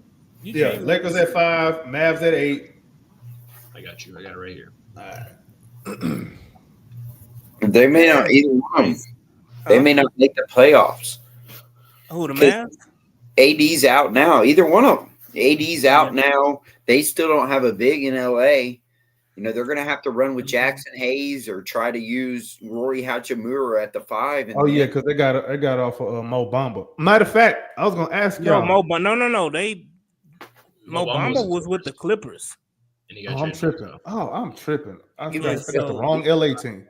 So right now, the Lakers are just 4 games above the Warriors to make the playoffs. They, with Luka being out and them not having a big and them just kind of relying on LeBron, I can see them potentially slipping out of the playoffs. The Mavericks, I think they're definitely going to slip out of the playoffs. I hate the fact that it's going to be Golden State getting into the playoffs. What about the Spurs? The NBA wants Wemby in the playoffs. Hell yeah, they do. They want him with the Lakers. That's why the Kings are so bad. Oh, Mo Bamba he got waived by the Jazz. Is what? Yeah, Mo Bamba looking like. I don't know. Yeah. Mo Bamba was in a separate trade. He went from the Clippers to the Jazz. Yep. In that PJ Tucker trade. Okay. Yep. Something to put out there is that the Lakers are actively looking for a quote athletic big man. I posted that it's Robert Williams. Maybe it's Rob Williams, and that's a fantastic. I didn't think about that. I think it's Nicholas Claxton. I think money wise, it's going to work. They got some guys. They said Jared Allen too. Yeah, I don't think they can't do Jared Allen. Cavs are not trading Jared Allen. Yeah, they didn't got the money to do that. 20 for Claxton. Claxton's at like 20, isn't he? But just hold on.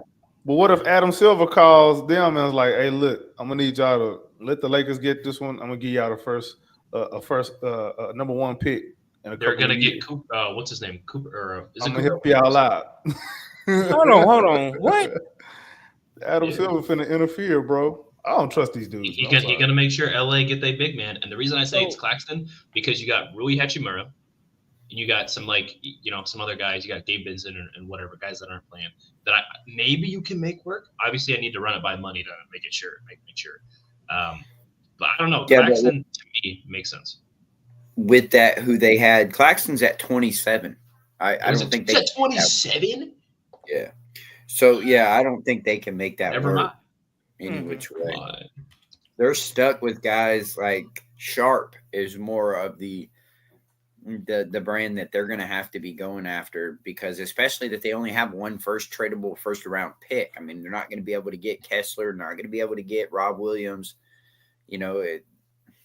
Maybe they could get Vooch's bitch, and I still don't even know if they could afford him. So really and truly, there's not a lot of market, and there's not a lot of teams that are willing to want to help the Lakers out, especially. And then it's going to give them any kind of long-term answer or fit. They were just talking about not wanting to trade any of this to make AD and then work. Now they got to get a big to pair with Luka, and what's the long-term answer, and how's the money going to work, and how does the roster play out?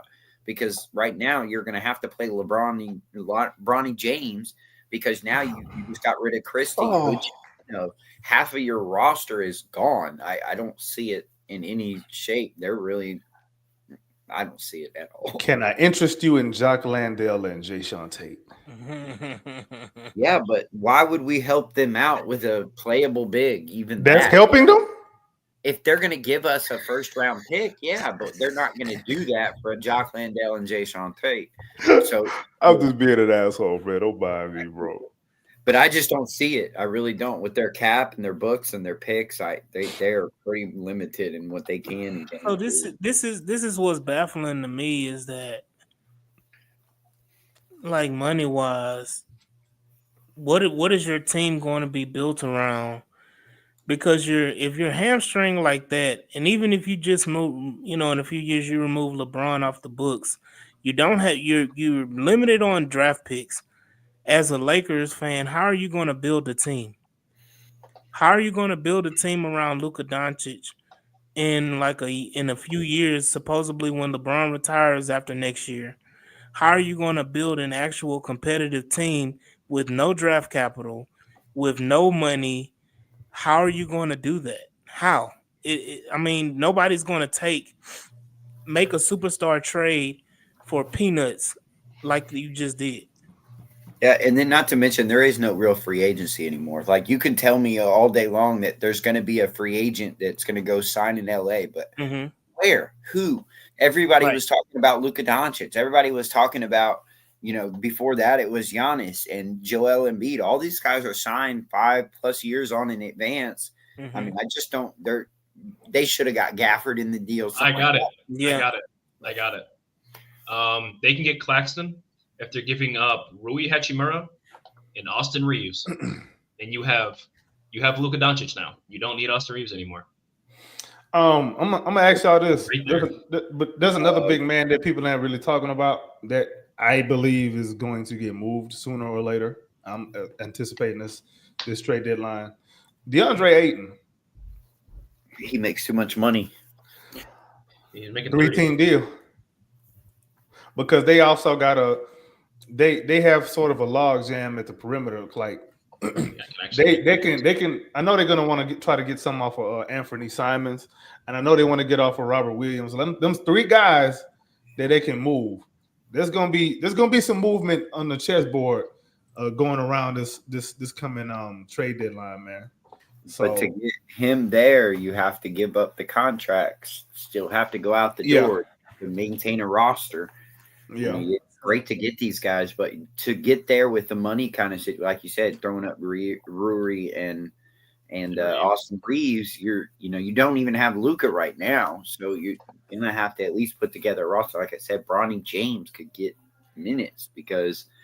What are you going to play Dalton Connect 40 minutes a game? You're running out. I wish they would. So have y'all spoke about the ramifications of this trade? Like from a CBA standpoint? CBA standpoint, and as well as future trades coming forward, like going forward. Like you look at the superstars that got traded with Anthony Davis and Luka Doncic. Specifically Luka Doncic. Luka Doncic, you would say he's a top 10, possibly top 5 player in the league, right? Mm-hmm. And he got traded for Anthony Davis. I mean, you want to say Max Christie's a role player and 1 first-round pick. How does that devalue a De'Aaron Fox?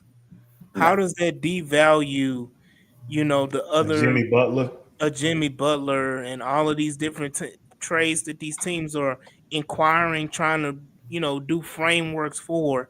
How does that devalue that? Is that you traded Luka Doncic, a top 5 player, for Anthony Davis and a first-round pick, essentially? Hell, what does that mean for somebody like Zion? Right. So now you can see Pelicans asking for 3 first-round picks and pick swaps, and they're like, "No, I'm going to give what Luka just went for."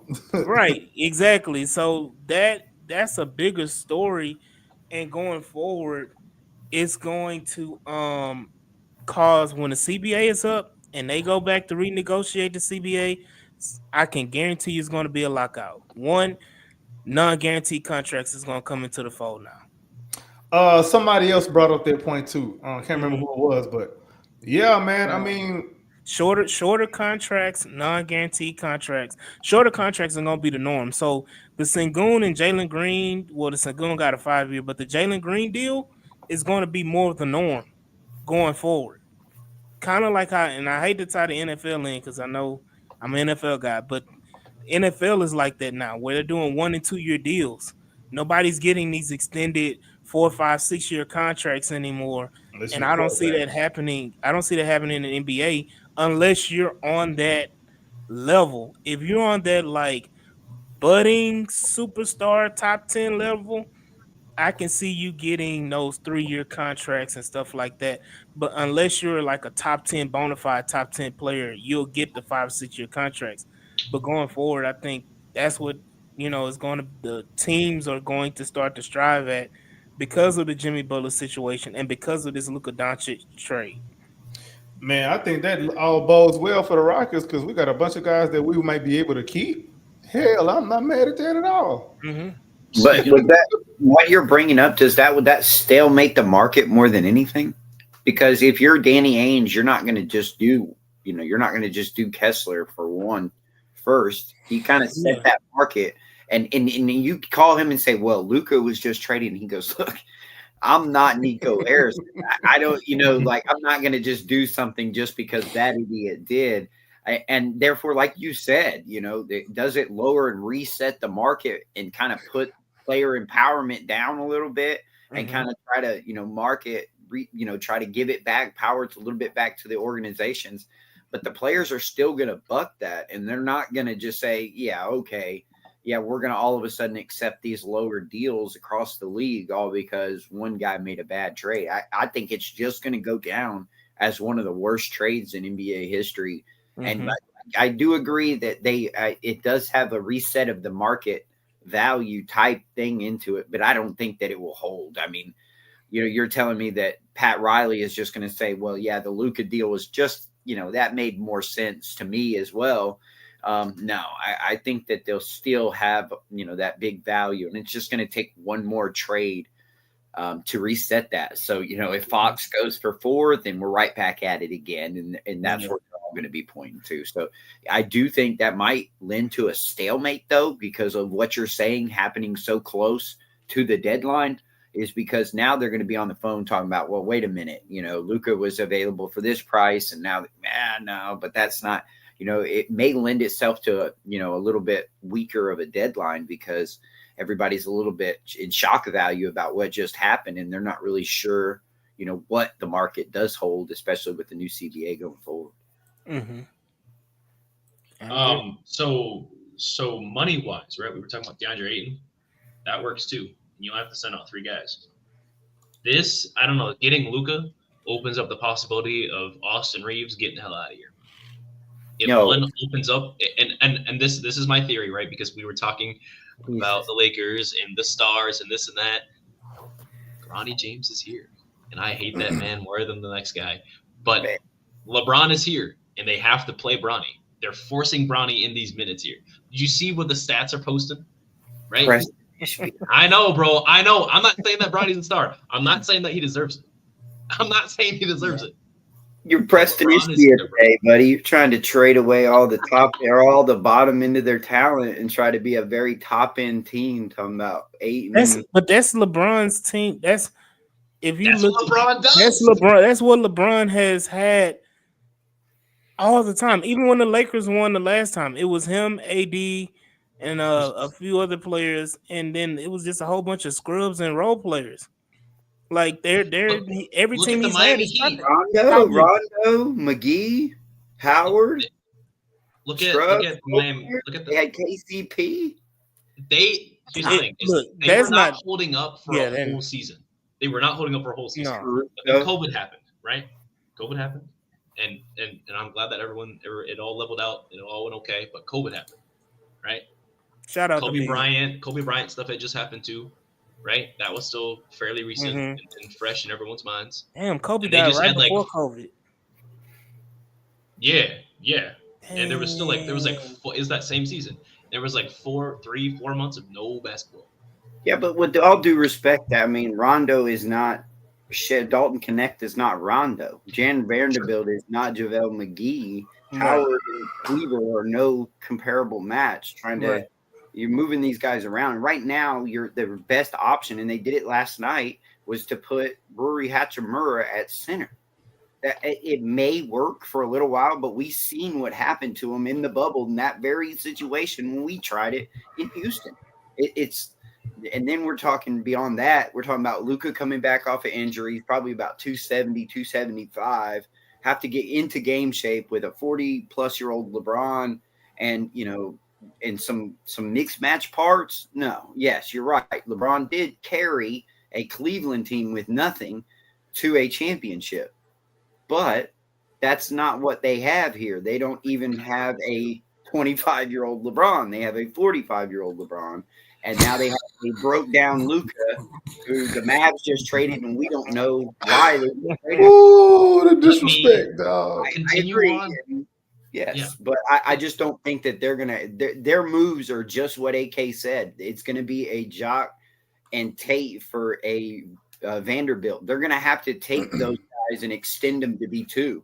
Maxine Kleber has not shown ability to stay on the floor in the playoffs. He's one of their new pieces. Where their defense is not anywhere near capable of winning an NBA championship, and I don't see an ability to make it look an NBA ready or NBA championship ready within the next 2 to 3 years when you still have LeBron. This is a long-term move for LA. This is a short-term move for Dallas that they're betting on AD and Kyrie can just instantly develop some type of chemistry that will work good with Clay.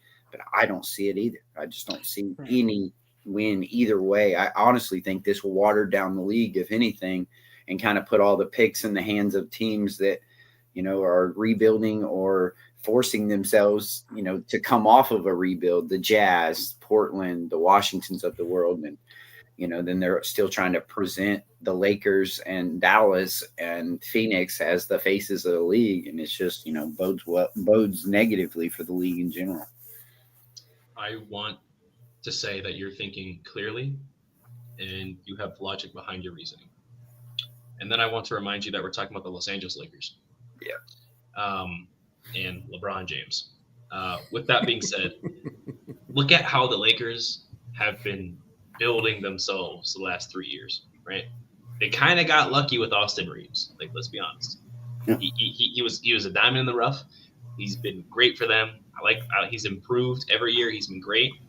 But until then, your core was LeBron and AD, and then they traded that for Russ, and then they traded it for D'Lo, and they traded it for. I think they're the only team in the last 4 or 5 seasons that continues to make at least 2 trades a season or 1 big splash trade. Like Houston, we do maybe a small thing here or there. We'll take a second round pick. We might do this during the season. But trade deadline come, it's all right. We're gonna trade away everybody. Or beginning of the new season, all right, let's trade away the guys we just won a championship with. We just won a championship with Kuzma. We just won a championship with a couple other guys here. Let's go give that away for Russell Westbrook, who, in my opinion, is the same thing as LeBron, same play style. It's just he's 6 inches shorter and 50 pounds less. At the end of the day, it wasn't gonna work. We all knew that. They tried to make him a vampire. And they went and got D'Lo after he was de-snitched the year he was there. The first time he was there. So they gave him a second chance, and he was playing great. And the second he's kind of started playing mid or okay, he had his couple bad games that D'Angelo Russell has. He's always had his career. The second he started being a little inconsistent, they gave him away. I don't know. Let me ask y'all this. Do you think LeBron knew already? Absolutely. It's LeBron James. Yeah. But he said he ain't know. LeBron said he didn't know that they were drafting his son. So that's all I needed to hear. He said, wow, it was a shocking thing that they were going to draft Bronny James. Wow. This is the same LeBron that says he reads books, and every time he's reading the book, it's like the first page. He on the table of contents. He read the autobiography of the book. He said, "Man, this is a really." He also didn't know JJ Redick was. He didn't get JJ Redick hired. He didn't know nothing about that. Nope. Sure, buddy. He didn't show up on this podcast. He doesn't have any ties to Rich Paul. No, is this a conspiracy episode, guys? Insulting people's intelligence. But now, Hollywood, baby, it's Hollywood. That's how it is. Hollywood. It's Hollywood. But yeah, I'm looking at all this from a Rocket standpoint. Like, how does this help us? Like, what does our window look like now? Is the Western Conference weaker, stronger, or not impacted really that much at all? What kind of moves can we make moving forward with this new precedent being set? Has a new precedent been set, or is this just an anomaly? There's so many questions moving forward, man. If y'all are Rafael Stone, like, how are y'all looking at this deal? Yeah, that's a great thing. I think from a fan standpoint, I look at this and I think, thank hell that Luka is no longer in our division. Thank you. I appreciate that so much. You got him to LA. Now he's got to do whatever he's got to do over there. And he's with LeBron, and we already know how that's going to go. We already know how that's going to go. There's already been talk. LeBron says he's not leaving. He says he's not going to get traded. After Luka got traded, there was immediate reports about LeBron either wanting to leave, thinking about leaving, or doing something of the sort from the Los Angeles Lakers that includes him leaving LA. I'm not saying he is going to leave. Maybe it's also like retirement. I don't care what it is. I don't know. I think AD over in LA is scarier playing with LeBron and that LA team than playing with the Dallas Mavericks with a team that has had so many injuries.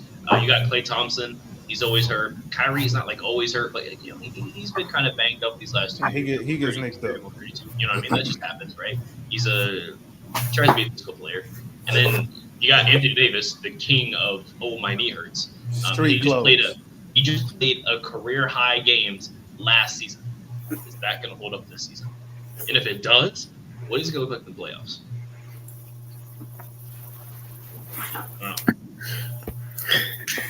Sorry, fellas. The Mavericks tradable first round picks, 25 their own, the Lakers 29 and their own 31. So, and they have some young pieces. So if they are really in win now mode, they would be the ones, like you're saying, that we need to go out and look, try to beat them to the punch. I don't think they'd be looking for a backup center like we would, but I think they might be looking for some ball handling help now. You know, they need somebody to kind of back up unless they're going to go with a Dinwiddie in the playoffs. I don't quite see that. They better not do that. They might do it for them. But I just don't see them being, you know, sold on that in the playoffs. And then what's their closing lineup? I just don't see them having a very good – I don't see many answers that they have this deadline. So for the Rockets, I would, you know, what wasn't one of the teams that we were kind of feared of would be Dallas in the playoffs. Does that change now? Yeah, to me it does. It very much does change. I wouldn't be scared of Dallas now anymore, because if we were scared of the Lakers, or if we weren't scared of the Lakers with LeBron and AD, why would Kyrie and AD scare us? It just doesn't. And, you know, we always talk about the top end being the cream of the crop. I think we can defend well against those two teams. So as of now, I think it waters it down, and we need to make a move to get a backup center to kind of put some pressure on a Lakers if we do see them in the playoffs, or a Phoenix if we do see them in the playoffs. Somebody that can kind of protect the rim and kind of make up for some of that backline defense that Fred and possibly Reed are going to need. So my implications would be to go ahead and make a move to kind of booster the roster and try to make a move that says we're in it too. You know, we're going to try to win this thing too, because you never know what can happen in the playoffs. You know, but Shea turns an ankle and you get lucky, and the next thing you know, you're riding the 1 seed part of the playoffs into the finals. And I think we should try for it. I mean, we play a similar playoff style of basketball. I think we should actually implement let's go now, and let's see if, you know, maybe AD was right and they lowered the target prices for all these guys. Let's see if we can go move some picks. We don't need these picks. Let's see if we can go move a pick and get a Robert Williams. I think we need to go do it now. Give me Robert Williams. So let me ask y'all this too, though. Doesn't that make – so pretty much the Mavericks and the Rockets are pretty much going to be looking for sort of the same thing, because both of us need extra ball handling. Does that make – but the Mavericks do have more of a sense of urgency. However, we'd probably be able to offer more because we have better assets. We're the more attractive trade destination. Yeah, and we're more attractive trade destination. But I don't necessarily think we look for like somebody who gonna come in and play 30 plus minutes. We probably gonna grab somebody who's gonna play more like the 15 minutes mark. Mavericks probably gonna need somebody to play 30 plus minutes and handle the ball. So you're gonna pair De'Aaron Fox and Kyrie together? No, not me. I'm just naming names. That's all. I was like, oh, because I don't know that the Mavericks have what Sacramento would even want back. So let me ask this question: of the Sacramento trades, and I know I'm going down the rabbit hole of people that, you know, dislike the trade for De'Aaron Fox, but of the trades that were put out there, the proposals that were put out from the fan bases, and with the trade going forward, what if we were to revisit a trade for De'Aaron Fox now with this news happening, and you wouldn't have to give up as much? What would a De'Aaron Fox trade look now for the Houston Rockets? Well, I can look at money. Give me a second here, and you guys keep going. Wait, Jordan Brand just got banned on 2K from the 2KX page. Anyway, continue. There's a lot Chris, you should going take this on one right away. now, boy. What's that? You should take this one away. AD, propose your question again. So I said, with the trade happening with Luka Doncic and Anthony Davis, and I know that there was a lot of talk and everybody speculating, and, you know, with the De'Aaron Fox trade with the Houston Rockets, with the trade that just happened with Luka Doncic, if we were to revisit the trade now for De'Aaron Fox for the Houston Rockets, what would that trade look like now? I've always been on the same, and I mean, this has been for a while. I think AK and Preston can attest to this, that I've always been on a Fred VanVleet replacement. Now, whether it's Fox or not, I'm firmly in the boat that we do need to kind of take the club out of the bag per se for Ime to have Fred. I like what Dylan brings in the culture, and I'm willing to accept that culture for that $20 million. I am not willing to accept Fred VanVleet at $20 million next year, not even that much. So that's his hometown, this being his new home stuff is very scary to me.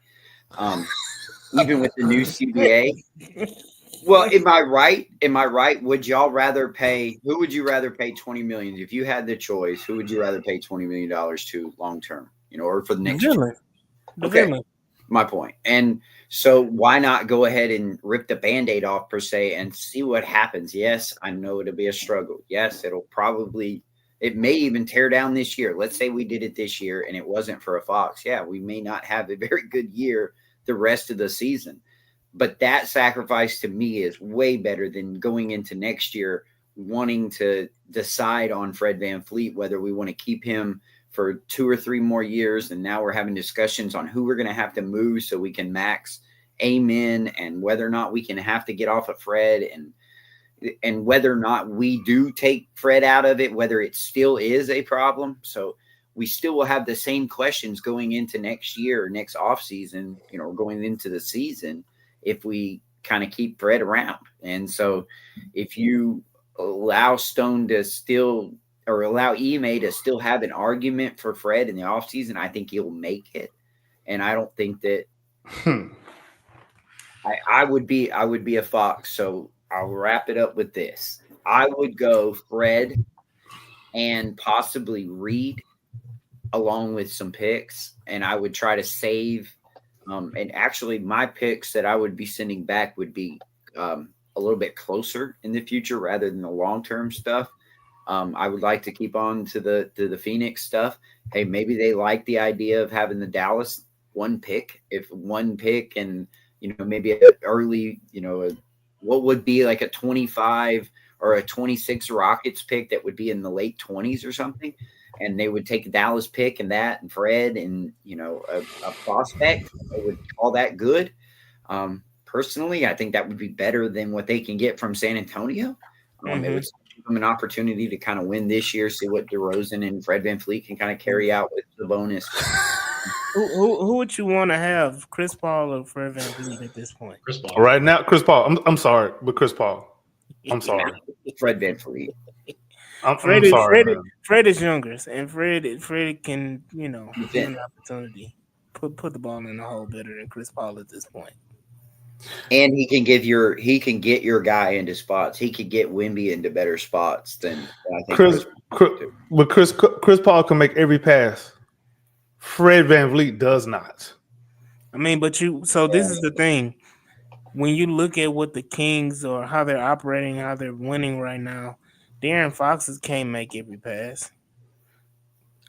That's cool. So my thing is, you're talking about a return in a sense of that Fred VanVleet, you can walk away from Fred VanVleet after this season if you're the Kings. Meaning, I'm just trading for Fred VanVleet to get through this season. For the Kings. Yes. Oh, not for the Rock. For the Rock. Oh, okay. Yeah. For the Kings. Okay, I can see that. That's what we're saying. That was the original question. Is like, what would a De'Aaron Fox trade look like for the Rockets? Yeah, that's kind of what I'm looking for money wise, and like obviously, I think Fred VanVleet. I think we're in agreement here that Fred would probably be like the main piece in that. But I don't know. Something tells me that if we're trying to trade Fox, I don't know. Like, do they want a guard? Do they want a forward?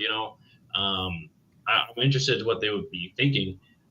Would Reed be the guy you're giving up? Because I mean, to me, we kind of talked about it. Like, I feel like Reed can fit in with the culture and like slide back, and he's okay with taking a lesser role and being what he is. But there is one player on the team that they got too much dog in them, and they want to be the number one guy no matter what. I think he'd probably be the guy that's got to go. Like if we're doing the trade for us, I'm not saying I don't want him to go. Last time I said that, I lost 100 followers, so no, I don't want to trade this guy necessarily. But it Hold on, who is it again? makes sense. You talking about Cam Whitmore? Look, I mean, it is what it is. We're just talking from a basketball standpoint. Hate me. If that mean I can get De'Aaron Fox, Hate me too. hey, Yeah. go You know what I ahead, mean? man. Unfortunately, man, that's the Cam- business. They gotta want. The thing is, when you want somebody good, you have to give up somebody good too, man. Like, What? that's just how it works. No. You don't trade good Absolutely players. not. I just saw Luka Doncic go for Anthony Davis and a first round pick. So if you want to do Fox's deal, you get Aaron Holiday, Ed Van Fleet, and that's your salary. Aaron Holiday. Hey, And you we're take calling and you like Griffin it. back. AJ Griffin's coming back, and he's now part of our core 8. Oh, part of our Lord have trade. mercy. Have AJ Griffin comes as a chaplain too. So yeah, Hey, AJ Griffin gonna pray for y'all, man. I know. I hope so. Hey, some of us need it, especially you, AD. You need it worse than any of us. Texan says that we should be able to give him a wet paper bag. Oh man, and I like that. I think that would be a great deal. I'm not like I said, I'm not trying to trade Cam Whitmore. I'm just trying to think like in place of Reed. I'd like to keep Reed. You keep your point for the You keep your future. point, yeah. Yeah. I just think it makes more sense, right? Give us a different look at the 1 versus like between the 2, 3, and 4, we have like 5 guys that can play that. Yeah. Let me say this: if Jalen Green was as consistent from the get-go as we all hoped him to be, people wouldn't be up in arms about trading Cam Whitmore. And that's fair. And that's totally fair. But I also think people see things in Cam Whitmore that don't exist. I think they kind of Nah, and I'm a Cam Whitmore guy. Like y'all know that I'm a Cam Whitmore guy, but let's not. I thought you was a Jalen Green guy too. No, of course, I'm all of these. All of them. You kidding me? But I'm not. You all them dudes. Wow. You know what they did, bro? You know what they did, dog? I hate you and your guts. Well, Not here's just the you, thing. but your guts too. No, If don't you put love- no. Pause all that. If you I love wanna know- Cam Whitmore, you love Cam Whitmore to be a microwave scorer, right? That's why you love Cam Whitmore. That would be the only real reason. And at times, a solid defensive player when engaged, which is not always, but when engaged. Okay. He can make a difference in a playoff series. Or in a game, or in a playoff game. Maybe not a series, but in a game. Pintari? Oh, yeah. Hell yeah. Kenny Min? Yep. Hell yeah. We've seen that Jalen can kind of with both. I'm not going to say that he can change it on the defensive end, but I think he can with the offense and defensive, he could change a game, right? Yeah. Yep. So, yes, I agree with you. Cam can change a game for you. You need that microwave scoring, but you don't need it as much if you have a Fox. You're really that ball handling duty is that, you were trying to give to Amen. You're trying to give to Jalen. That kind of takes a small step back. And then plus what he was giving you about 14, % usage per. So, it's you won't need a Cam or you won't be wanting a microwave scorer near as much when you're kind of getting the scoring from the starting lineup that you kind of expect to. So and you have to rely on Jalen's inconsistencies or not. Right. So I think Fox is averaging maybe 10 more points than what Fred is right now. And I think Cam is averaging 10 points right now.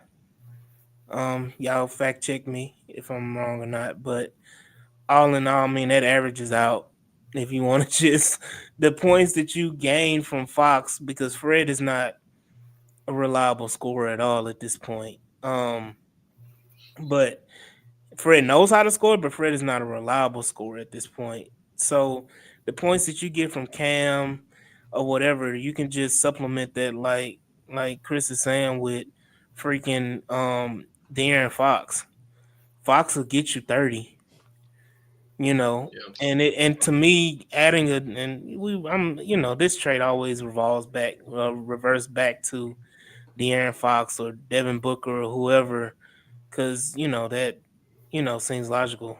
I don't even want to go into a Devin Booker trade right now, That is going to be ass for Phoenix. I feel bad for Phoenix now because it's Jimmy Butler or nothing right now. And I don't feel bad. We reap from the awards. Yeah, we reaping the awards in Dallas too. So it's just like, going back to my point about De'Aaron Fox or whatever. This takes the pressure off of Jalen.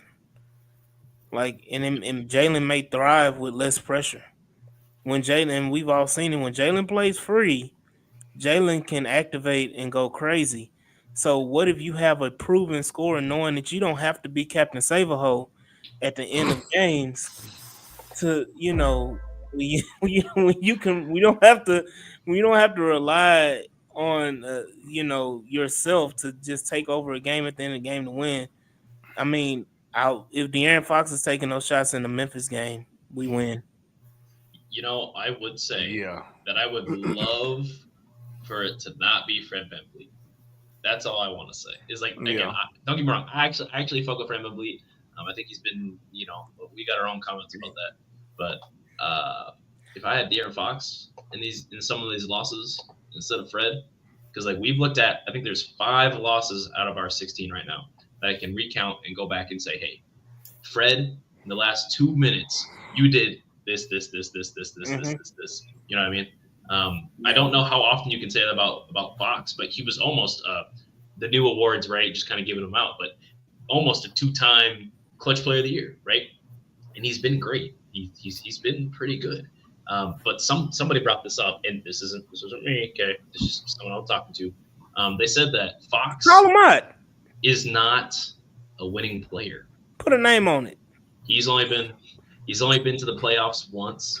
They said that about PJ Washington before last season. Let me say this. Stop it with all that. Preston, put a damn name on it. I'm not gonna put no name on it. Put a name on it. I'm not gonna air out these special conversations I'd be having. But I will say is that it's interesting to think about, because a player who's just had bad teammate luck, like, yeah, he's got Tomas Photos. Hey, he's putting up numbers, don't get me wrong. But bro is like as bad as on defense as Jokic is. We see Jokic get blown by all the time. But I got a question too, though, man. Yeah. When people say a winning player, what is that? It's a good question. Like, can you define it? Because everybody be having different definitions. Some people are just, oh, you won championships. Bro, you can be lucky. Adam Morrison got more rings than James Harden. So we're going to draft Adam Morrison ahead of James Harden? Thanasis. Hold on, when did Adam Morrison win a ring? He got one with Kobe. Damn. Yeah. I know. Like, come on. Like, can we stop? Can we get off the gas when it comes to some of the stuff? Like, and if you're going to say something like that, you got to define it. And it better make sense. I know Adam Morrison somewhere smoking some hella weed, boy. I bet you that. Woo! I don't think I have to lay off, but you know what I mean. Yeah. But you get what I'm saying. Like, what is a winning player? Some guys, I don't think people really take into account situations. Man, situations are a lot more Sacramento important. Kings are just ass. I don't have to tell you. It's just unfortunate. Like, okay, let's say De'Aaron Fox is not a winning player. Is Damian Lillard a winning player? I'm not saying that they're on the same level, but I'm saying, like, what's the standard for a winner? Yeah, that's a good question. What's the standard? I'm not even here to define you what the standard is, because I don't know what it is. Hold on. I just saw a comment come through. I just gotta say it. Somebody tweeted out they losing by 77 in honor of Luka. Hey, I just seen what King said. Hey, King, you trying to trade me, bro? Yeah, trade AK. Get him up out of here. Get him up out. Wait, AD, you're not gonna be the only one that gets traded. You're not gonna be the only AD to get traded, I say. Today. They got the wrong. They actually got the wrong AD. They was trying to trade you. Make more sense.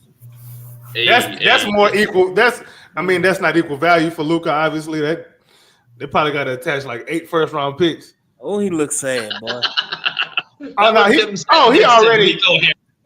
That boy finna sell his house in Dallas. I took this job for Luka. Yeah, he finna sell his house. He gone. He out of there. I know that look. He out of there. Damn, he looking at him like LeBron was looking at Kyrie in 2017. I'm telling you right now, he's gonna be the Lakers coach when they done blaming JJ Redick. There's a tweet out there of LeBron, and it's LeBron and Kyrie Irving with him looking at Kyrie Irving. Yes. Then there's a picture of LeBron and him looking at D Wade. Oh yeah. LeBron looking at AD all stacked on top of each other. That is a hilarious photo. LeBron is the devil in sheep's clothing.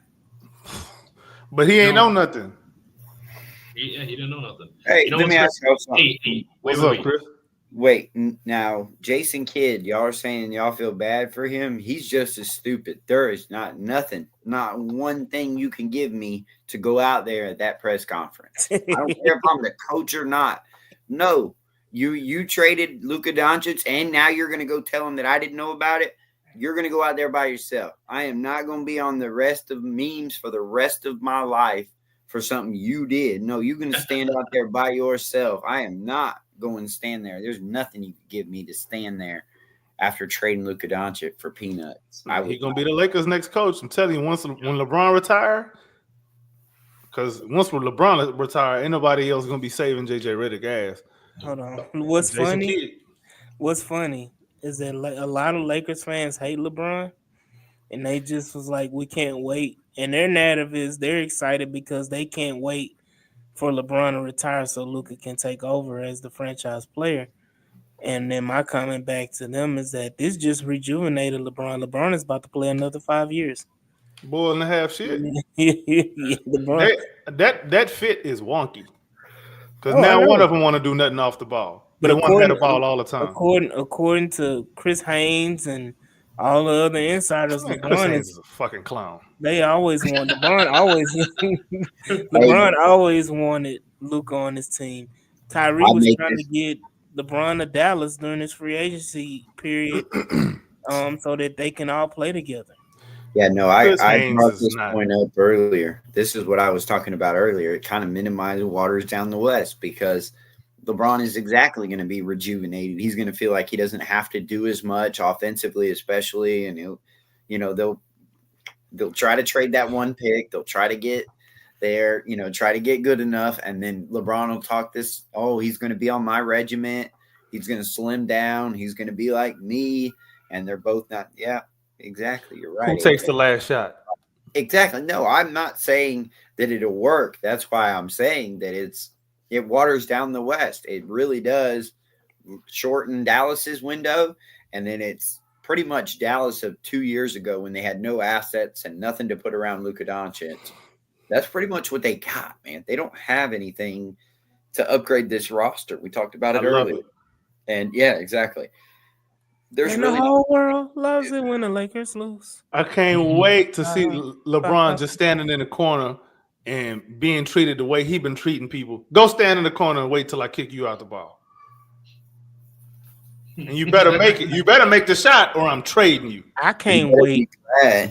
You better be glad he's got JJ Redick because I can't wait until there's a defensive possession at the end of the game. Oh, buddy. Luka, it's just like I don't give a fuck. And LeBron goes in on Luka. I can't wait because it's gonna happen. Yep. This is a blessing in disguise for us. Yes. I can't wait, man. For us Houston fans, the Lakers are fourth in seeding. They're only two behind. What are they? 4 or 6 games behind us. How many home games do they have? 28. Are we still 2? Yeah, we're still 2. If Memphis loses tonight, we're still 2. Okay. So tonight we're all Milwaukee Bucks fans, even though I hate everybody on that team. I mean, Giannis is Giannis, man. That was talk about us trading for Giannis. Yeah, I hate Giannis. Yeah, I thought that was all lazy bullshit. We all knew it wasn't going to happen. Speaking of things not happening, the Dallas Mavericks comeback is not happening. It's currently fourth quarter, 9 minutes left, 81-130. God. Yeah, boy. And then the top comments are defense wins championships. That's what Nico said. Damn. But then they say Kyrie, Gafford, and I think Lively didn't play today. Yeah, none of them are playing. You're starting. What's this dude's name? I gotta look at his name. I don't even know who this is. Bill Kelly. Kyler Kelly. Who is that? Probably a nobody. Klay Thompson. He's doing the Klay Thompson special. He's 1-10 right now. Yep. And he only played 18 minutes. That look. Hold on, Quentin Grimes, the great Quentin Grimes that we need to trade JG for. Can we talk about the shit fest of a offseason and season Dallas has had roster construction wise? Like, you go and sign Klay Thompson to this big ass contract, and he's been utterly a disappointment. Except when he plays the Rockets. But I'm saying you signed, but the money you signed Klay Thompson to, you signed him to Klay Thompson when in prime Warriors mode. That's what you signed him for. Because look at his contract. How much is he making? That's a good question. Let me go pull making that a max. Klay Thompson. Let me pull that up, man.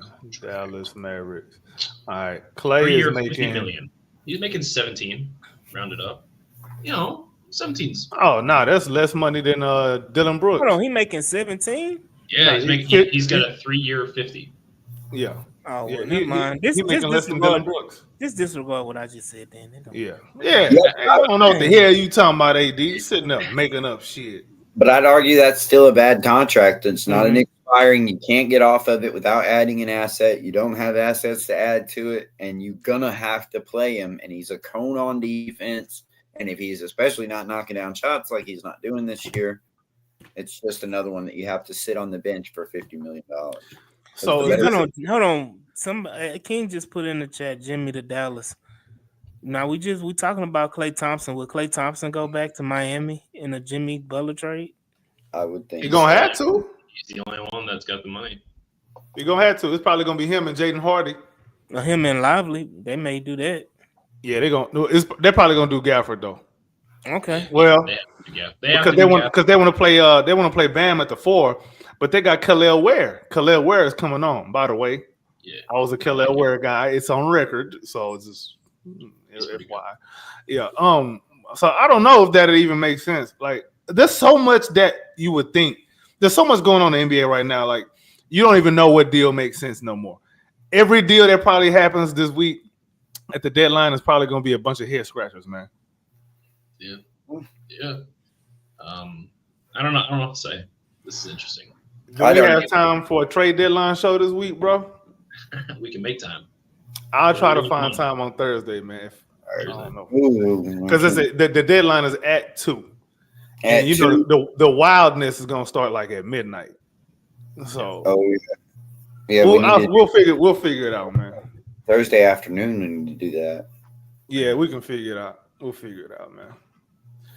There you go. Anyway, guys, last bit here before we move on, right? I think we've really covered this Dallas trade and what the ramifications are for the league pretty well. Dallas has to make another move so they don't look crazy. They're going to look crazy regardless of my opinion, but they have to pull another trigger. 100%, they have to, because if we're looking they got to do a move just to make a move. Yep, they have to make it a move just to make a move. Terrible position to be in. So let me. But I know we're moving on real quick because we're talking about trade deadline since it's coming up with the injury of Fred VanVleet. Because do we know how serious it is? If it's not serious or. Well, he's listed as a game time decision for tomorrow. He ain't playing. I mean, Sengun listed as game time decision too. I mean, Sengun been a game time decision last 2 games, and then they decided not to play him. So they thought we could pull it off. That's why. Yeah, they didn't come to play. Yeah, but yeah. No, for the record, I don't think we would have won against the Brooklyn Nets with Sengun anyway, because it was just all they gassed. Everybody was gassed. Man. AD had to turn his mic off. Good. Nobody want to hear you talk. No. Oh man. When we get in that ring, AD, we supposed to televise it. We supposed to go live on X and YouTube, bro. We supposed to do a sparring match, bro. How many rounds? And what weight? I'm a little heavy right now. I got 1 round. All right, you got all right, but We going to heavyweight, bro? Because man, listen, Shit, it's always a heavyweight. I ain't gonna lie, bro. Listen, it's super heavyweight. What glove size, bro? Well, we sparring, so it's probably gonna be 16-ounce gloves. I'm doing pop, and we gonna work on the logistics, bro. We need to get somebody to sponsor it too. Hey, anybody watching right now, man, find a sponsor for us. We're gonna get that done. We're gonna televise this thing. We're gonna have a whole card full of it. We're gonna have Preston versus Ryan as the co-main. Yeah. Preston versus Ryan as the co-main.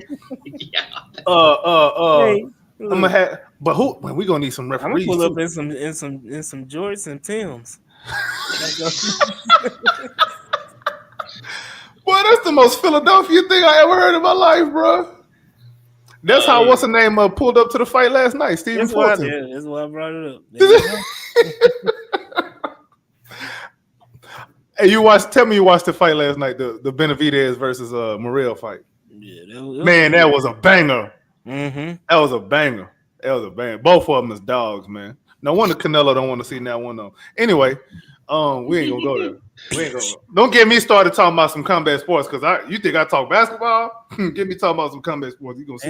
The fans are saying sell the team. Shit. Yeah, Mavericks is finna have a mutiny in the whole city, bro. The front office, people gonna start quitting. I mean, watch. Let me say this: the Mavericks have finally caught up to the Dallas Cowboys. Oh no! I love it.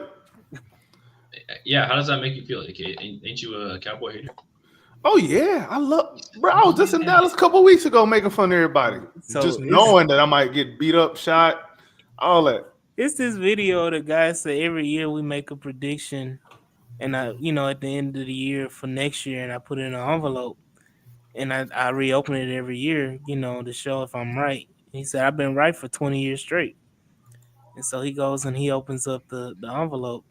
And he basically he predicts who makes it to the Super Bowl, and then on his letter it says not the Dallas Cowboys. I love it, bro. I love it. Whack ass Cowboys. I hate y'all. Yo, speaking of whack, our last segment here because we're at 2 hours, by the way, 2:20. Yeah, we gotta wrap it up. What is time when you're having fun? I know what? You're right. I'm looking at it this way. Let's tie it all in. Expectations going forward for the Houston Rockets. Let's just end it. Let's end it off right there and off on a banger. Chris, what are your expectations for the Houston Rockets for the rest of the season going forward? I still think we're on that firm 50-win track. I think we'll be right around there, maybe 52 to finish out the year. I don't like what I've been seeing lately. It looks like we're gassed in just about every game. So it looks like we've kind of, this always heavy minutes and, tough defensive and playing, on both sides of the ball, 100% is starting to take a toll. And you're starting to see little bruises and bumps, similar to last year. But then we saw a hot Jalen Green. So, I think we have a good size lead on a Western Conference that's starting to really show a lot of question marks. And, we brought this up pre-season that the Olympic fatigue hasn't started showing just yet. And I think that will. I think Durant and Curry and those if they're going to have to make a strong run and a strong push at the playoffs, that's just going to weaken them for the playoffs. So that bodes very well for the Rockets and their young group. So I think we have a good year. I'm going to predict that we're going to go to the Western Conference Finals now. Say that again. Can you say that again so you can clip it later? I'm going to say right now that the Rockets will be going to the Western Conference Finals.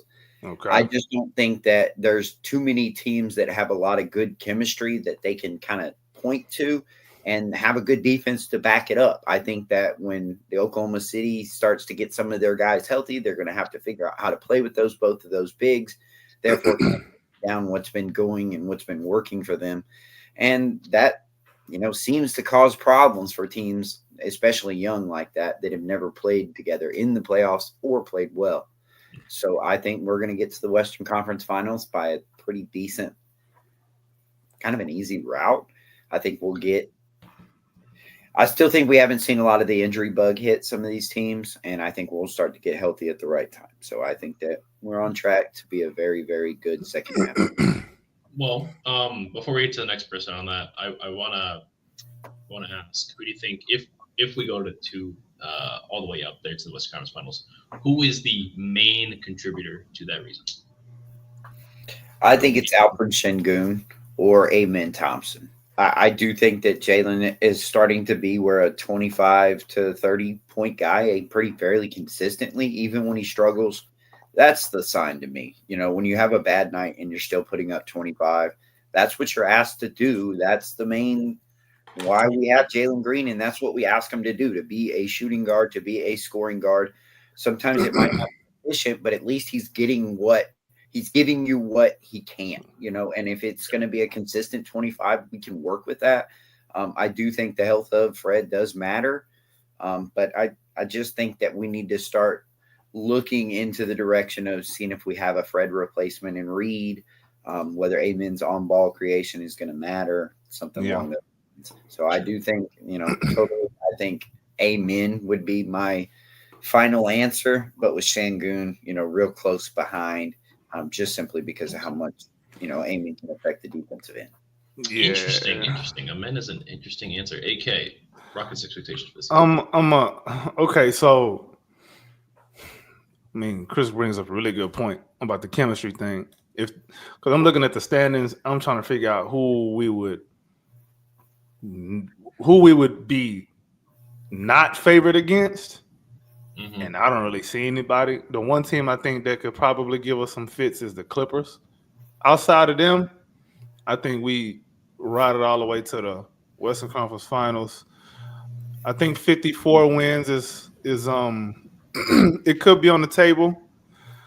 It's just our defense is taking a step back, man. We need Jabari back so bad. My goodness, the defense does not look good anymore. But the offense looks great.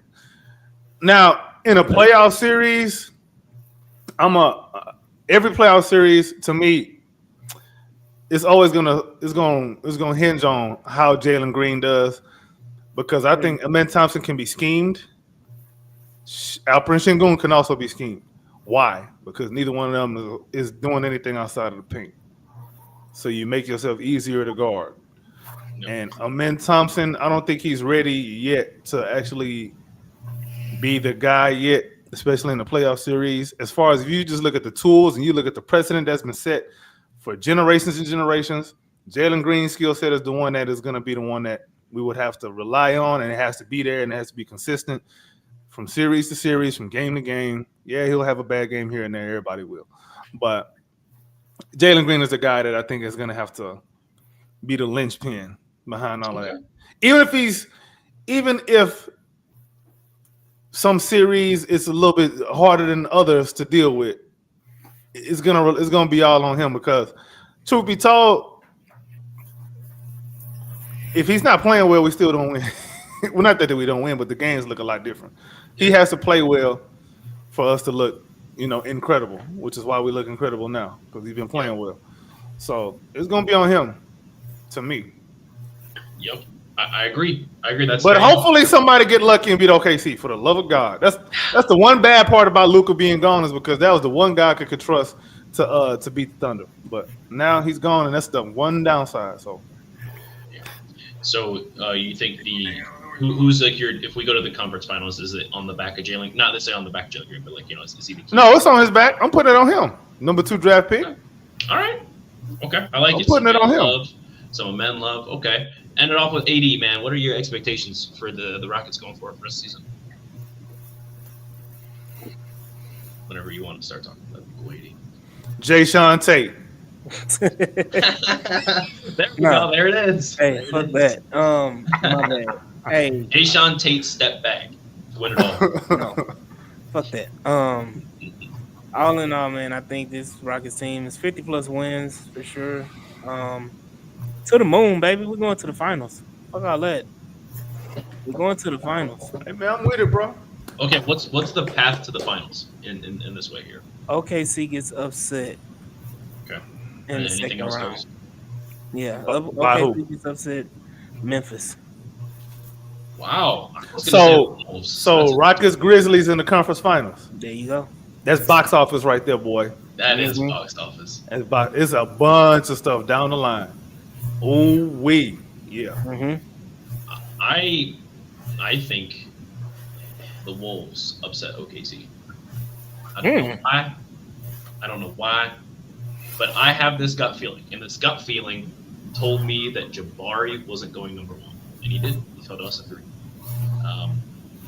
I'm going with it, and I think I'd love to say that we go to the finals, but I think we stop there, and I think I'm going with the Dylan Brooks motto here. You know, sometimes you, sometimes me, always us. And I think I can't say it's going to be a specific one person. I think it's going to be almost quite literally game to game. Somebody else is going to not necessarily take over, but be hey, this person stepped up tonight.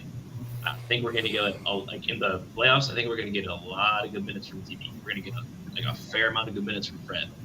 I think Jalen, we're going to see what Jalen and Amen and Şengün are really made of when the lights get bright, because we saw what March was like for Jalen. It was clutch time, and he turned up, almost averaged 30 for the whole month. He turned up, right? We saw it in the beginning of January. Not necessarily that it was clutch time, but beginning of January towards the end of December, we were still looking good. We were a solid team, but we needed to go and end the month off 11-4. And Jalen is a big part of that. And then obviously Şengün. I mean, 20 and 10 any night from a big man that plays defense and can play make like him. Hopefully Jabari's back. I expect Big Shot Bari to make some good shots too. He's the guy that's going to make a lot of what we want to do make sense, bro. Yes. On both ends. He is. Yes, he is. Because sometimes you need a guy who's not going to come in and do too much. Yep. So that others can come and do too much. He's going to do exactly what we need. I won't lie to you. Maybe I'm a dick for saying this. I'm not a Cam Whitmore hater. I'm interested to see Cam Whitmore in the playoffs when it's clutch time. Is he going to pass the ball? He's not going to be on the floor in clutch time. Is he not necessarily like clutch time? I'm talking the playoffs in general. Like clutch time. We have to win all of these games type thing. Is Cam? What's he going to be like in the playoffs? Is he going to pass the ball? Is he going to play the good defense? Is he going to get upset when he doesn't play? And is he going to call out Ime in a post-conference presser? I'm going to expand on that. What's the rotation? What's the playoff rotation? Starting 5, and then who else off the bench? Okay, we know it's going to be Tari off the bench, so that's 6. Now who? I'm not going to lie. I don't think if we make the playoffs with our current starting 5, as in what it's supposed to be with Jabari at 4 and then Fred at the 1, we keep it like that through the playoff run. Even though things are going to get exposed, even though there's going to be issues, I cannot see Ime not changing it up because he hasn't to this day. The last, he made the change because Fred got hurt at the end of last season. He's making changes because players are hurt, not because that they earned it. And I think they earned it. But he's not making changes because they earned it. He's making it because he has to. Well, let me ask you this. What's more important, playing time or starting? Playing time. All right. I'm going to just let y'all's mind wander on that one. I think the biggest key and the biggest secret is, who do we have to pay this summer? Tari and Jabari. Correct. And they're trying to get the same contract. Okay, if you can approach him, off an injury, it's kind of bodes it all, so kind of all falls right in there, is that if you can approach Jabari rather than having to approach Dylan or Amen, who's been playing pretty well, those are tougher approaches, especially the way that Amen's been talked about recently and as well as he's been playing. Going to Jabari and telling Jabari that you could probably see a few more shots out of the second unit. We can kind of feature you a little bit more, but bringing you off the bench is kind of something that you can sell to Jabari right now. And then that just kind of rolls its way off into the off season where you can pay him a bench role.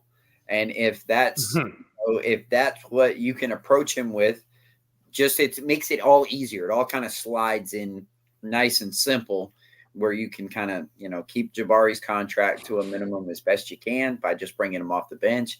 If it happens to be a 40-minute night for Jabari, it happens to be a 40-minute night for Jabari. If it happens to be a 35-minute night for Dylan, then that's what it is.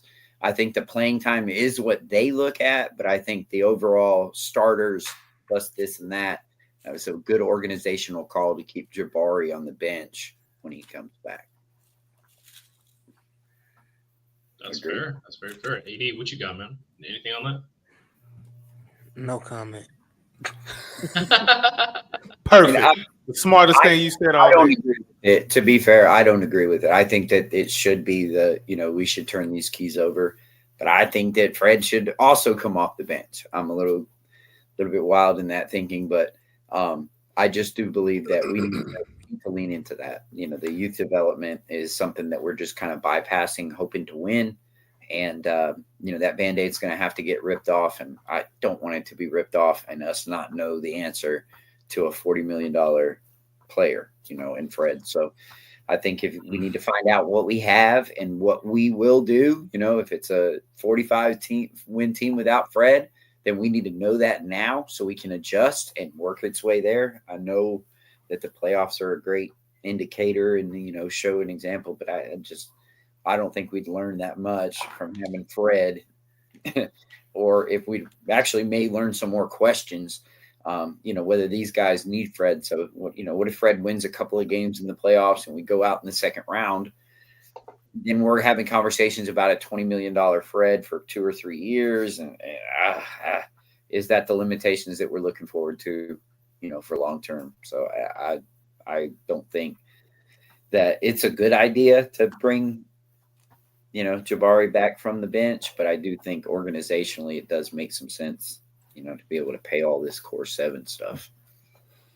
I think we can table that one for a little bit later of a date. Mm-hmm.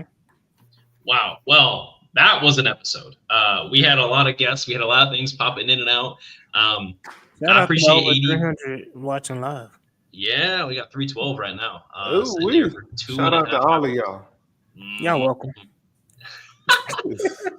Be sure to follow HtownRundown on X as well as YouTube and Twitter. If you guys are following us right now, drop a comment, man. I'm interested to see what your guys' thoughts are for Houston Rockets' expectations going forward for the rest of the season. I mean, are we making it to the Western Conference Finals? Are we making it to the finals, like someone's saying here? But I'm definitely very interested. But something else I want to know is, how does the AD and Luka trade affect us, right? What are your guys' takes on it? I'm interested to see some memes later on. You guys have been dropping some phenomenal content on X right now, and I appreciate all of you. Man, I know these Mavs boys are hot. So let's start ending it off here. AD, man, where can we find you, sir? Right there at the bottom, you see it, the HtownRundown. That's where you can find me. Yes, sir. Yes, sir. That's our boy AD. And be sure to check out the rest of us, guys. Remember, this episode has been sponsored by BetUS. So go check out over there. Use JOIN125 to get an extra % off. And 125%. See, he knows what he's talking about. And get that going here. Chris, please, where can we find you, sir? Gorman Kristoff. I've been finding some clips lately. If you want to put some agendas, come see me over at Gorman Kristoff. Maybe these HtownRundown guys will do something about the Texans not getting hired. Hey, maybe they'll talk. I got a whole meeting I'm about to go into about this. So can't wait for that to drop. Follow all of us, guys. We're all going to come up. We're all doing very well. We're covering the Rockets. We're finding what we can and giving it to you. We appreciate everybody for sticking around. Thank you. Absolutely, man. And we're still getting more followers here. We're up to 314. I appreciate all of you for tuning in towards the very end here. And AK, man, where can we find you? Y'all can find me on the YouTube at the Rockets Propaganda Channel and Twitter/X at AK_Infinity_VVS. Go Rockets, F the Mavericks, F the Lakers. I hope all of this blows up in both of their faces. And be sure to follow at Rockets Round Robin RR. We've got a Twitter account as well as YouTube, and we got an Instagram, so check it all out there, guys. And you can follow me at Crypto_GAWD on X as well as YouTube and Instagram myself. Thank you for watching. Thank you for listening. And guys, this has been great. Houston Rockets got a great season, man. We are the 2nd seed, and he's doing the Brian Windhorst fingers right now. What is going on in the league? See you guys next time.